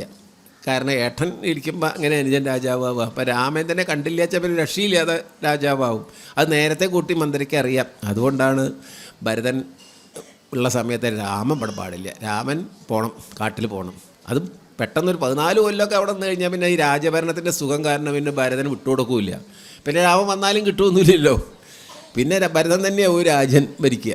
എന്നൊക്കെയാണ് വിചാരിച്ചത്. ഏതാ 14 സംവത്സരം വേണം. ഇവിടെ 14 സംവത്സരം ആ കാട്ടിൽ വളർന്ന് കാട്ടിലത്തെ ആൾക്കാരൊക്കെ ആയിട്ട് കൂട്ടുകൂടിയിട്ട് രാവണനെ കൊല്ലാനുള്ള വഴി ഉണ്ടാക്കുക എന്നുള്ളതാണ്. മനുഷ്യ വർഷമൊക്കെ വളരെ കുറവാണ് ദേവന്മാരെ സംബന്ധിച്ചിടത്തോളം. 14 വർഷം എന്ന് പറഞ്ഞാൽ ഒന്നുമില്ല. ഏതായാലും ഇതൊക്കെ പറയുക, ഇതാണ് 2 വരം. അഭിഷേകത്തിന് വിക്തം ഉണ്ടാക്കാനുള്ള കാര്യങ്ങളൊക്കെയാണ്. അപ്പോൾ കൈകേയിക്ക് തോന്നി, ശരി അതിനിപ്പോൾ ഞാനിപ്പോൾ എങ്ങനെയാണ് ഈ വരം ചോദിക്കുക? എന്നോടെപ്പോഴും സ്നേഹത്തിലാണ് വരിക. ഇപ്പം ഞാനിപ്പോൾ ഈ സ്നേഹത്തിൽ വരുന്ന ഭർത്താവിനോട് ഈ 2 വരം ഇപ്പോൾ തരണം എന്ന് പറഞ്ഞാൽ അതിപ്പോൾ വലിയ വിഷമാവില്ലേ? അതിനൊരു പണി ചെയ്തോളൂ. നീ തലമുടിയൊക്കെ കഴിച്ചിട്ടിട്ട് ആകെ ഒരു ദുഃഖ സൂചകമായിട്ട് എന്തൊക്കെ വലിയ വിഷമമുണ്ടെന്ന് വെച്ചാൽ ആ ക്രോധാകാരനല്ലോ. അപ്പോൾ ദുഃഖിച്ചിട്ട് പല വിഷമങ്ങളും ഉണ്ടാകുമ്പോൾ ആരെങ്കിലും ഉപദ്രവിക്കുകയോ വല്ലതും ഇഷ്ടപ്പെടാത്ത ചെയ്ത് കഴിഞ്ഞാൽ ചെന്നിരിക്കേണ്ട ഒരു മന്ദിരമാണ് ഈ ക്രോധാകാരം. ആകാരം എന്ന് പറഞ്ഞാൽ താമസിക്കുന്ന സ്ഥലമാണ്. അപ്പോൾ ഈ വീടാ. അപ്പോൾ അവിടെ പോയിരുന്നോളൂ. അപ്പം തന്നെ ദശരഥന് മനസ്സിലായി എന്തോ വിഷമം ഉണ്ടാകുന്നത്. അപ്പോൾ എന്താ നിനക്ക് വിഷമിച്ചാൽ ചോദിക്കില്ലോ എന്നോട്. അപ്പം നീ പറഞ്ഞാൽ മതി, ഇനി ബാക്കിയൊന്നും ഞാൻ പറഞ്ഞു തരണം, നിനക്കറിയാം എന്നൊക്കെ പറഞ്ഞു മന്ദര പോയി. അപ്പോൾ പറഞ്ഞു, മന്ദരെ ഞാനത് സാധിച്ചെടുക്കും, ഭരതനെ ഞാൻ രാജാവാക്കി വാഴിക്കും. ഇനി അങ്ങനെ രാജ്യഭരണം കിട്ടുകയാണെങ്കിൽ നീ പറഞ്ഞത് പോലെ കൂടുതൽ സമ്മാനം ഞാൻ തരും. ഇപ്പം ഒരു മുത്തുമാല തന്നു, രാമനെ നാളെ രാജാവാക്കെന്ന് പറഞ്ഞുകൂടെ തന്നെ ഒരു മുത്തുമാലയെ കൊടുത്തതാ. പക്ഷേ അതിലും കൂടുതൽ ഞാൻ തരാം നാളെ. അല്ല ഇനിയിപ്പോൾ ഇതിങ്ങനെ സംഭവിച്ച മന്ദരയോട് പറഞ്ഞു. മന്ദരയെ പറഞ്ഞയച്ചു. ഏതായാലും ദശരഥൻ വസിഷ്ഠനെയൊക്കെ പറഞ്ഞയച്ചതിന് ശേഷം തിരിച്ച് ഇവിടെ വരികയാണ്.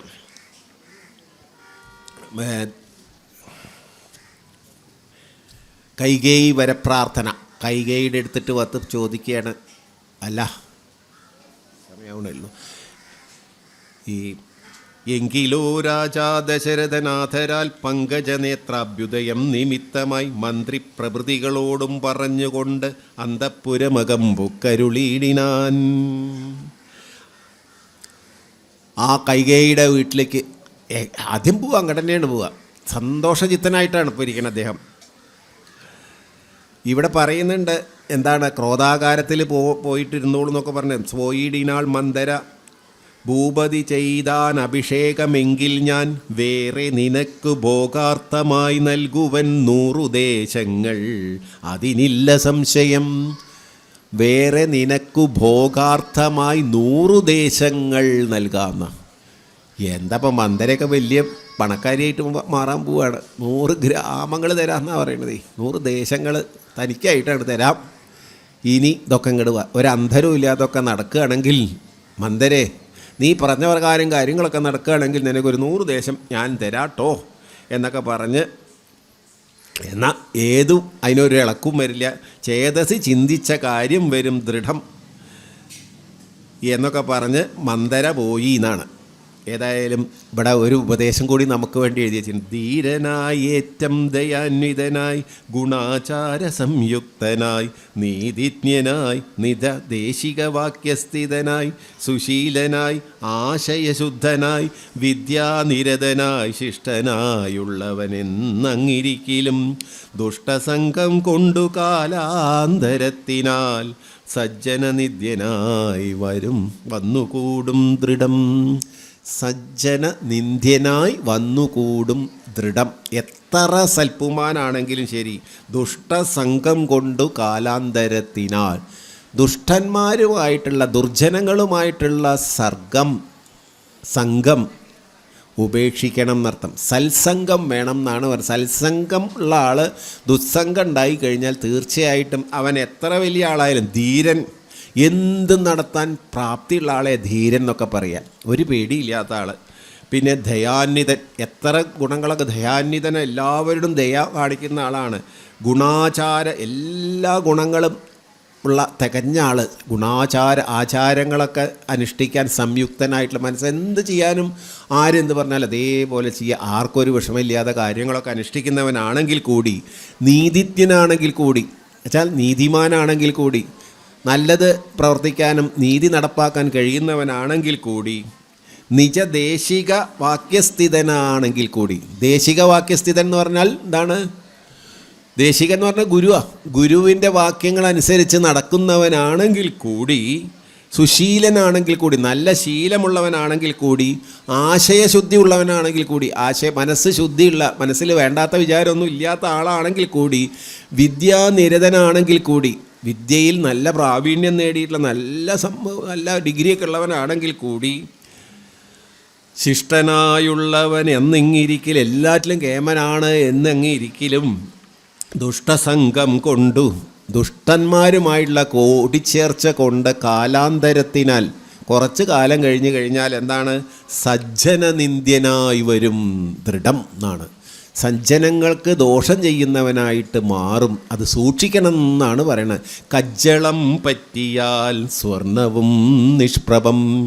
കജ്ജളം എന്ന് പറഞ്ഞാൽ വിളക്ക് കരി എന്നൊക്കെയാണ്. അപ്പോൾ സ്വർണത്തിൻ്റെ മീതെ കുറേ കരിയൊക്കെ പുരണ്ട് കഴിഞ്ഞാൽ സ്വർണത്തിൻ്റെ പ്രഭ നഷ്ടപ്പെടും, ആ കാന്തി നഷ്ടപ്പെടും, അത് കഴുകിക്കളയേണ്ടി വരും അല്ലേ.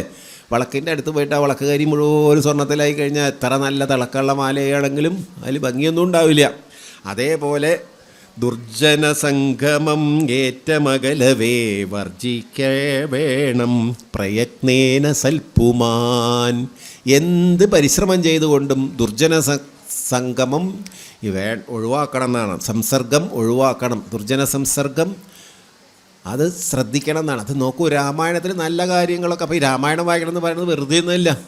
ഇതൊക്കെ നമ്മൾ ശ്രദ്ധിക്കാൻ വേണ്ടിയിട്ടാണേ. ദുർജന സംസർഗമേറ്റമകലണം, അകലെ കളയണം എന്നാണ്. ഏറ്റമകലവേ വർജിക്ക വേണം. ദൂരെ കാണുന്ന ദിക്കിലൊന്നുമല്ല, കുറേ ദൂരത്തേക്ക് കളയണം. ദുഷ്ടന്മാരായുള്ള കൂട്ട്, അങ്ങനത്തെ ആൾക്കാരായുള്ള കൂട്ടേ വേണ്ട. എന്തിനപ്പോൾ അത് അവരിങ്ങനത്തെ കാര്യങ്ങളൊക്കെ ഉപദേശിക്കുക. അപ്പോൾ അവർ വേണ്ട എന്ന് തീരുമാനിക്കാൻ സാധിക്കും. കാരണം അത് അങ്ങനെ ആയിക്കഴിഞ്ഞാൽ താനും ചിലപ്പോൾ അങ്ങനെയാവും. ഇന്ന് നടക്കണതൊക്കെ അങ്ങനെയാണ്. കൂട്ടുകെട്ട് ശരിയല്ല വെച്ചാൽ ഒക്കെ മോശമാവും അല്ലേ. അപ്പം നല്ല കൂട്ടുകെട്ട് ഇപ്പോൾ എവിടെ കിട്ടുക? സജ്ജനങ്ങളുമായിട്ടുള്ള സംസർഗം. സത്സംഗത്തെ നിസ്സംഗത്വം എന്നാണ് പറയുന്നത്. സത്സംഗം കിട്ടണമെങ്കിൽ അത് നല്ല കാര്യങ്ങൾ നടക്കുന്ന സ്ഥലത്ത് തന്നെ ചെല്ലണം.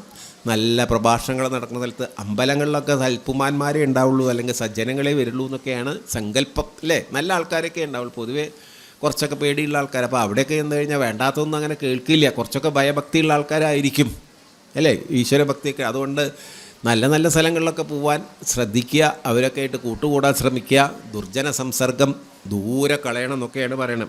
ഇനി ആ ദശരഥന് ഇതേമാതിരി അങ്ങോട്ട് ചെന്നു. എന്നിട്ടോ കാണാൻ പറ്റിയില്ല. അവിടെ ചെന്നപ്പോൾ ആ കട്ടിലിരുന്നിട്ട് തന്നെ സ്വീകരിക്കാൻ വേണ്ടിയിട്ട് പഴങ്ങളൊക്കെ ആയിട്ട് ഓടി ഇങ്ങോട്ട് വരുന്നതാണ് കൈകേയി. അത്ര ഇഷ്ടമാണ് ദശരഥനും ദശരഥന് കൈകേയിയും, കൈകേയിക്ക് ദശരഥനെയും. അപ്പം നിറയെ ആപ്പിളും മുന്തിരിയും മാങ്ങയും ഒക്കെ പാടെ കൂടിയിട്ട് ഇങ്ങോട്ട് വരൂ പ്രാണനാഥ വരൂ, എന്താണ് വിശേഷം? അങ്ങനെ കാണാനായിട്ട് ഞാൻ ദുഃഖിച്ചിരിക്കുകയായിരുന്നു, വരൂ എൻ്റെ അരികത്തേക്ക് വരൂ എന്നൊക്കെ പറഞ്ഞിട്ട്. അങ്ങനെയൊക്കെയാണല്ലോ, അങ്ങനെയാണ് അല്ലേ. പണ്ടത്തെ സിനിമകളൊക്കെ ഉണ്ട്, രാജാക്കന്മാർ അതൊക്കെ കണ്ടുള്ള ശീലമായിട്ടോ നമുക്കല്ല. നമ്മളിപ്പോൾ ഇതൊന്നും കണ്ടിട്ടൊന്നുമില്ല. ഇന്നിപ്പോൾ രാജകുമാരന്മാരും രാജകുമാരി എന്ന് കണ്ടില്ല. ഏതായാലും ഈ കൈകേയി അവിടെ കാണില്ല, കട്ടിൽ ഒഴുകി കിടക്കണു. തളികയിൽ പഴവുമില്ല, ഒന്നുമില്ല. ഇതെന്താപ്പം അത് ഇങ്ങനെ ആണ്. അപ്പോൾ ഇപ്പം എന്താപ്പം ഇങ്ങനെ അതിന് പതിവില്ലല്ലോ. കൈകേയിക്ക് പൊതുവേ എന്നോട് വലിയ ഇഷ്ടമാണ്, എപ്പോഴും സന്തോഷത്തിലാണ്. മുഖത്ത് നോക്കിയാൽ തന്നെ അറിയാം എപ്പോഴും സന്തോഷമാണ്. കൈകേയിക്ക് ഒരു വിഷമവും കണ്ടിട്ടില്ല, എപ്പോഴും ചിരിച്ചിട്ടേ സംസാരിക്കാറുള്ളൂ. ഇന്ന് കൈകേയിനെ കാണാനില്ല അവിടെ. വേഗം അവളെ വിളിച്ചു. സുന്ദരിയാം അവൾ ഇന്ന് എങ്ങു പോയിനാന്ന്. സ്ത്രീ ഈ കൈകേയി ഇന്നിപ്പോൾ എവിടേക്കാണ് പോയേ എന്ന് ആളിമാരോട് ചോദിച്ചു എന്നാ, ദാസിമാരോട് ചോദിച്ചു. അപ്പോൾ പറഞ്ഞു, മഹാരാജാവേ ഞങ്ങൾക്ക് വിഷമമുണ്ട് പറയാൻ, ക്രോധാലയത്തിൽ പോയി കിടക്കുക. എന്തിനാന്ന് ശരി കേട്ടോ, ഞങ്ങൾക്കറിയില്ല. എന്തേ പറ്റിയെന്ന് വെച്ചാൽ അങ്ങനെ പോയി അന്വേഷിക്കുക, അതാ വേണ്ടത്. അപ്പം അദ്ദേഹത്തിന് പേടി. ക്രോധാലയത്തിലോ? അങ്ങനെ ഒരു പതിവില്ലല്ലോ. ആരെന്ത് തെറ്റ് ചെയ്ത് അറിയില്ല, ഞങ്ങൾക്കറിയില്ല. അദ്ദേഹത്തിന് വിഷമായി. എന്താവോ ഈശ്വര, കൈകേയിക്ക് എന്ത് പറ്റി? വേഗം ചെന്നപ്പോൾ അവിടെ തലമുടിയൊക്കെ കഴിച്ചിട്ട് കണ്ണൊക്കെ ചുവപ്പിച്ച് ചുവന്ന കണ്ണൊക്കെ ആയിട്ട് ഇങ്ങനെ കിടന്നു. അപ്പോൾ എന്താണ് സുന്ദരി എന്ന് വളരെ ഗംഭീരമായിട്ടാണ് വിളിയൊക്കെ. എന്ത് പറ്റി? വെറും നിലത്തു പൊടിയണിഞ്ഞുകൊണ്ടീ കിടപ്പ് എന്നൊക്കെയാണ്. വെറും നിലത്തുള്ള പൊടിയണിഞ്ഞാതങ്കമോടു കിണക്കുന്നതെന്തു നീ ചേതോ വിമോഹനരൂപേ ഗുണശീലെ. എൻ്റെ മനസ്സിനെ ആകർഷിക്കുന്നത്, എനിക്ക് മോഹം ഉണ്ടാക്കണമൊക്കെ എൻ്റെ മനസ്സിനെ എത്ര ആകർഷിക്കാൻ എൻ്റെ സൗന്ദര്യം കൊണ്ട് സാധിക്കും. അങ്ങനെയുള്ള നീ അതൊക്കെ മാറിയിട്ട് ഈ നിലത്ത് പൊടി അണിഞ്ഞുകൊണ്ട് എന്താ നിനക്ക് പറ്റിയ? നിനക്ക് ആരെങ്കിലും വിപ്രിയം ചെയ്തോ? അവരെ ഞാൻ ഇപ്പം തന്നെ ശിക്ഷിക്കാം. അല്ല, നിനക്ക് ആരോടെങ്കിലും പ്രത്യേകിച്ച് ഇഷ്ടമുണ്ടോ? അവർക്ക് എന്തെങ്കിലും വേണമെന്ന് ഞാൻ കൊടുക്കാം. നല്ല ജോലി കൊടുക്കണോ? രാജാവിൻ്റെ വേറെ പ്രത്യേക പദവികളൊക്കെ ഉണ്ട്, പല ഉദ്യോഗസ്ഥന്മാർ. അതൊക്കെ എന്തെങ്കിലും നിൻ്റെ ഇഷ്ടപ്പാരക്ക് കൊടുക്കാൻ എനിക്കൊരു മടിയില്ല. അല്ല, നിനക്ക് വല്ല വിരോധം ചെയ്ത ആൾക്കാരെ ഇപ്പോൾ കൊല്ലണം എന്ന് പറയാച്ചാൽ അതിന് ഞാനിപ്പോൾ കൊല്ലാം. അല്ല, ആരെങ്കിലും രക്ഷിക്കണം, ഇപ്പോൾ ജയിലിൽ കിടക്കണം, ആരെങ്കിലും രക്ഷിക്കണം നീ പറയാച്ചാൽ അത് ഞാൻ ചെയ്യാം. നീ എന്ത് പറയണോ അതൊക്കെ ചെയ്യാം, അതൊന്നും ഒരു പ്രശ്നമില്ല. പക്ഷേ ഈ വിഷമമുണ്ടല്ലോ, എൻ്റെ ഈ അല്ല ഈ കടപ്പൊക്കെ, അതെനിക്ക് ഏറ്റവും വലിയ വിഷമമാണ്. ഇനി ഞാൻ ഒരു കാര്യം, എനിക്കിപ്പോൾ ഏറ്റവും ഇഷ്ടം എൻ്റെ പുത്രനാണ്. എൻ്റെ പുത്രനായിട്ടുള്ള ശ്രീരാമചന്ദ്രനാണ് എനിക്ക് എൻ്റെ പ്രാണനേക്കാൾ പ്രിയം. കാരണം അത്ര ഇഷ്ടമാണ്. ആ രാമനാണ് സത്യം. നീ എന്താ വിചാരിച്ചാൽ ഞാൻ തരാം. നോക്കിയോക്കൂ, സത്യമായിട്ടിന് വല്ല കാര്യമുണ്ടോ? ഇപ്പം എന്താ ചെയ്യുക? ഇതിന് കേട്ടപ്പോൾ കൈകേയി പെട്ടെന്ന് അവിടെ നിന്ന് എണീറ്റിരുന്നു. ഓഹോ, സത്യജിയാവോ, അങ്ങ് നല്ല സത്യസന്ധൻ തന്നെയാണല്ലോ. ഇത്തരം ദശരഥൻ കൈകേയി തന്നോട് സത്യം പറഞ്ഞതു കേട്ടു തെളിഞ്ഞവൾ കണ്ണുനീരും തുടച്ച് ഉത്ഥാനവും ചെയ്തു. വേഗം ദൂരെ കരഞ്ഞിരുന്ന കണ്ണ് അപ്പം അത്ര കള്ളക്കളിയായിരുന്നു എന്നാണ്. വേഗം എണീറ്റു, ഉത്ഥാനം ചെയ്യുന്നവനെ എണീറ്റിരുന്നു എന്നാ. എന്നിട്ട് പറഞ്ഞു, മന്നവൻ തന്നോട് മന്ദം മുര ചെയ്താൾ. അല്ല, വേറൊന്നുമല്ലേ, എന്താണ് അങ്ങിപ്പോൾ സത്യം ചെയ്തത് സത്യമാണെങ്കിൽ അത് അങ്ങക്ക് ഈ പറഞ്ഞതൊക്കെ അങ്ങ് നിറവേറ്റെന്ന് വെച്ചാൽ എനിക്ക് ചില കാര്യങ്ങൾ പറയാനുണ്ടേ. പണ്ട് സുരാസുര യുദ്ധത്തിൽ വെച്ച് എനിക്ക് 2 വരന്തരുണ്ടായില്ലോ, ഉണ്ട്. അതിപ്പോഴും അങ്ങയുടെ കൈത്തേറ്റുണ്ടല്ലോ, ഉണ്ട്. അതിപ്പോൾ ഞാൻ ചോദിച്ചത് തരില്ലോ, തരും. എന്നാൽ ചോദിക്കട്ടെ, ചോദിച്ചോളൂ നീ, എന്താ പ്രശ്നം? ചോദിച്ചപ്പോഴല്ലേ കുഴപ്പമായത്. എന്താ ചോദിച്ചത്? ഒന്ന് ഭരതരെ വാഴിക്കുക. നാളെ ഇപ്പോൾ ശ്രീരാമന് വേണ്ടിയിട്ട് തീരുമാനിച്ച സാധനങ്ങളൊക്കെ ഉണ്ടല്ലോ, അതൊക്കെ എൻ്റെ മകനെ വേണം രാജാഭിഷേകം. ആദ്യമൊരു വിഷമം ഉണ്ടായാലും സാരമില്ല, ഇനിയിപ്പോൾ അവളൊക്കെ വേണ്ടിയിട്ട് അതായിക്കോട്ടെ, ഈ വിഷമം കാണാൻ വയ്യ. രണ്ടാമത് കേട്ടപ്പോഴാണ് പ്രശ്നം. രണ്ടാമത്തെ എന്താ വെച്ചാൽ 14 സംവത്സരം ശ്രീരാമനെ കാട്ടിലേക്ക് അയക്കണം. ഇതുണ്ട് കേട്ടപ്പോൾ, നീ രാജ്യത്തു നിന്ന് നിഷ്കാസിതനാക്കണമെന്ന്. ഒരു തെറ്റ് ചെയ്യാത്താലെ നിഷ്കാസിതനെ പുറത്താക്കുക. ഇതൊരു പാപം. രാമനെ രാജ്യത്തു നിന്ന് തന്നെ പുറത്താക്കണം എന്ന് പറയുക വെച്ചാൽ ഇതാണ് അത്രയും വരെ. ഇങ്ങനെയൊക്കെ അവൾ ചോദിക്കുന്ന ഒരിക്കലും വിചാരിച്ചിട്ടില്ല. ഇത്ര തൻ്റെ പ്രിയപത്നി, തന്നോട് ഇത്ര സ്നേഹമുള്ള ആൾ ഇങ്ങനെയൊക്കെ ചോദിക്കി. അപ്പോൾ ഭവാങ്കലത് 2 ഇച്ഛയുണ്ടിന്നു വാങ്ങിയിടുവാൻ പതേ എന്നതിലൊന്നു രാജാഭിഷേകം ഭവാൻ ഇന്നു ഭരതനു ചെയ്യണമെന്നതും പിന്നെ മറ്റേതു രാമൻ വനവാസത്തിന് പോകണമെന്നുള്ളതും. ഭൂപതി വീരൻ ജടാവൽക്കലം പൂണ്ടു താപസവേഷം ധരിച്ചു വനാന്തരേ കാലം 14 വത്സരം വാഴണം മൂലഫലങ്ങൾ ഭുജിച്ചു മഹീപതേ. വനാന്തരത്തിൽ ജടാവൽക്കലനായിട്ട് പോകണം രാമൻ. ഭൂമി പാലിപ്പാൻ ഭരതനെയാക്കണം, രാമനുഷസ്സി വനത്തിനു പോകണം. എന്നിവ 2 വരങ്ങളും നൽകുകിൽ ഇന്നു മരണം എനിക്കില്ല നിർണയം എന്നു കൈകേയി പറഞ്ഞോരനന്തരം മന്നവൻ മോഹിച്ചു വീണാനവനിയിൽ. വജ്രമേറ്റദ്രി പതിച്ച പോലെ ഭുവി സജ്വരചേതസാവീണിതു ഭൂപനും. പണ്ട് ദേവേന്ദ്രൻ ചിറകുള്ള പർവ്വതങ്ങളുടെ ചിറകരിഞ്ഞപ്പോൾ പർവ്വതങ്ങളൊക്കെ പടേച്ച് നിലത്ത് വീണ പോലെ നെണീറ്റ് നിന്നിരുന്ന ആ ദശരഥൻ ചടേച്ചിട്ട് കീഴ്പ്പെട്ടാണ്ട് വീണു. ഇത് കേട്ടപ്പോൾ എന്നാണ് പറയുന്നത്. മോഹാലസ്യപ്പെട്ട് വീടുപോയി. പെട്ടെന്ന് വീണ്ടും മുഹൂർത്തമാത്രം ചെന്ന നേരത്തു ഒരു ലേശം സമയം കഴിഞ്ഞപ്പോൾ കണ്ണ് തുറന്നു. എന്നാലും ഇപ്പോൾ ഇങ്ങനെ പറയാൻ പാടും, സ്വപ്നം കാണുക, ദുസ്വപ്നം കാണുകയായിരിക്കാം ഞാൻ. ഇത് സത്യമാണോ ഈ കേട്ടതൊക്കെ? ഇങ്ങനെയും കേൾക്കുമോ? ചിത്തഭ്രമം ബലാലുണ്ട. നമുക്കൊക്കെ തോന്നുന്ന പോലെ തന്നെയാണ്. ഇങ്ങനെ കേട്ട നമുക്കും ഇങ്ങനെ വരില്ലേ? ഈ ചിത്തഭ്രമമാണോ എന്താപ്പം എനിക്ക് സംഭവിച്ചതെന്ന് വെച്ചാൽ എന്തെങ്ങനെയൊക്കെ ഒരിക്കലും കേൾക്കാൻ പാടില്ലാത്ത കാര്യങ്ങൾ കേൾക്കുക. നമ്മൾ ഒരു തെറ്റ് ചെയ്തിട്ടില്ല, നമ്മളെ ഒരു ദുഷ്ടനാക്കിയിട്ട് ഇതൊക്കെ ചെയ്തില്ലേ എന്ന് ഒരാളാണ് ചോദിച്ചാൽ എങ്ങനെ ഉണ്ടാവും അല്ലേ? ഒരിക്കലും വിചാരിച്ചിട്ടില്ല. അതും നമുക്ക് പ്രിയപ്പെട്ട ഒരാൾ ഇങ്ങനെയൊക്കെ ചോദിക്കും, നമ്മൾ ആരെങ്കിലും കരുതിയാൽ നമ്മളുടെ മനസ്സെത്രത്തോളം വേദനിക്കും. തീർച്ചയല്ലേ? ആ വേദനയാണ് ദശരഥൻ. നമ്മളൊന്ന് ആലോചിച്ചാൽ നമുക്ക് ആ ഒരു അവസ്ഥ ഉണ്ടായാൽ നമ്മളെങ്ങനെയായിരിക്കും? അതിലപ്പുറം ഈ ദശരഥനേക്കാളിലും അപ്പുറമായിരിക്കും. പിന്നെ നമ്മൾ ജീവിച്ചിരിക്കും കൂടി ഉണ്ടാവില്ല. അതോടൊക്കെ നമ്മൾ വേഗം പോയിട്ട് പുഴയെ ചാടുകയോ കിണറ്റിൽ ചാടുകയൊക്കെ ചെയ്യും. ഇനി ജീവിച്ചിട്ട് കാര്യമില്ല എന്നുള്ള അങ്ങനെയല്ലേ? അത്രയും കഷ്ടമായിപ്പോയി ഇത് കേട്ടപ്പോൾ. എന്നിട്ട് ചോദിച്ചു, ഭരതനെ ഞാൻ രാജാവാക്കാം, പക്ഷേ രാമൻ എന്നോട് എന്താ പഴിച്ച്? നീ എന്ത് തെറ്റാ രാമൻ ചെയ്ത്? ഇന്നലെ വരെ നീ എന്തേ പറഞ്ഞിരുന്നത്? രാമന് കൗസല്യ അമ്മയെക്കാട്ടിൽ എന്നെയാണ് ഏറ്റവും ഇഷ്ടം. എന്ത് കിട്ടിയാലും ആദ്യം എനിക്കാ കൊടുന്നു തരിക അമ്മേ എന്ന് പറഞ്ഞിട്ട്. എന്നാൽ നിനക്കും വലിയ ഇഷ്ടം തന്നെയാണ്. അങ്ങനെയുള്ള നീ ആ രാമന്, എനിക്കത് കേൾക്കുമ്പോൾ എന്തൊരു സന്തോഷം അറിയോ. രാമനോട് നിനക്കുള്ള ഇഷ്ടം. നീ ഇപ്പോൾ രാമനെ കാട്ടിലേക്ക് എന്ത് തെറ്റാ ചെയ്തത്? ഞാൻ എന്തിനാ ഇതൊക്കെ കേൾക്കുക? എന്താ നീ ഇപ്പോൾ ഇങ്ങനെയൊക്കെ പറയാൻ കാരണം? വലിയ കഷ്ടമാണ്. ധന്യശീലേ രാമൻ പോകണമെന്നുണ്ടോ, രാമനാലേതും ഭയം നിനക്കുണ്ടാകാ. രാമൻ നിന്നെ ഒരു ഉപദ്രവം ചെയ്യില്ല. നീ ഭരതൻ ഇരുന്നാലും രാമൻ ഒന്നും ചെയ്യില്ല. എന്തിനാ നിനക്ക് ഇത്ര അധികം?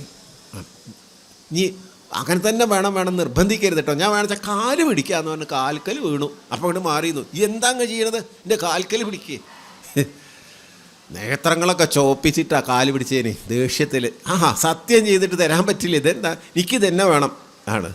ഭ്രാന്തി വാക്യങ്ങൾ ചൊല്ലുകയാണ്. അങ്ങനെ വേണ്ടാത്തൊക്കെ പൊലമ്പിക്കൊണ്ടിരിക്കുക അതൊന്നും പാടില്ല ആണ്. അങ്ങേ നരകത്ത് പോവാൻ തീരുമാനിച്ചിട്ടാണ്. അസത്യം ചെയ്ത് കഴിഞ്ഞാൽ രാജകുടുംബത്തിൽ രാജാക്കന്മാർ ശ്രേഷ്ഠ രാജകുടുംബത്തിൽ ജനിച്ച ശ്രേഷ്ഠ രാജാവ് എന്നുള്ള പദവിയൊക്കെ നേടിയിട്ടുള്ള അങ്ങ്, അതും എല്ലാവരാലും കീർത്തി കേട്ട ദശരഥൻ അസത്യത്തെ ആദരിക്കുന്നു, സത്യത്തെ നിന്ദിക്കുന്നു എന്ന് ആരെങ്കിലും പറഞ്ഞാൽ അങ്ങേക്ക് എത്രത്തോളം വർഷം ഉണ്ടാവും? മരിച്ചാൽ നരകത്ത് പോകണമെന്നുണ്ടോ? ഇങ്ങനെയുള്ള അസത്യത്തെ ഒരിക്കലും അങ്ങ് അനുകൂലിക്കരുത്. രാമോപരി ഭവാൻ ചെയ്ത ശപഥവും ഭൂമിപതേ വൃഥ മിഥ്യയാക്കിയുടല എന്നാണ്.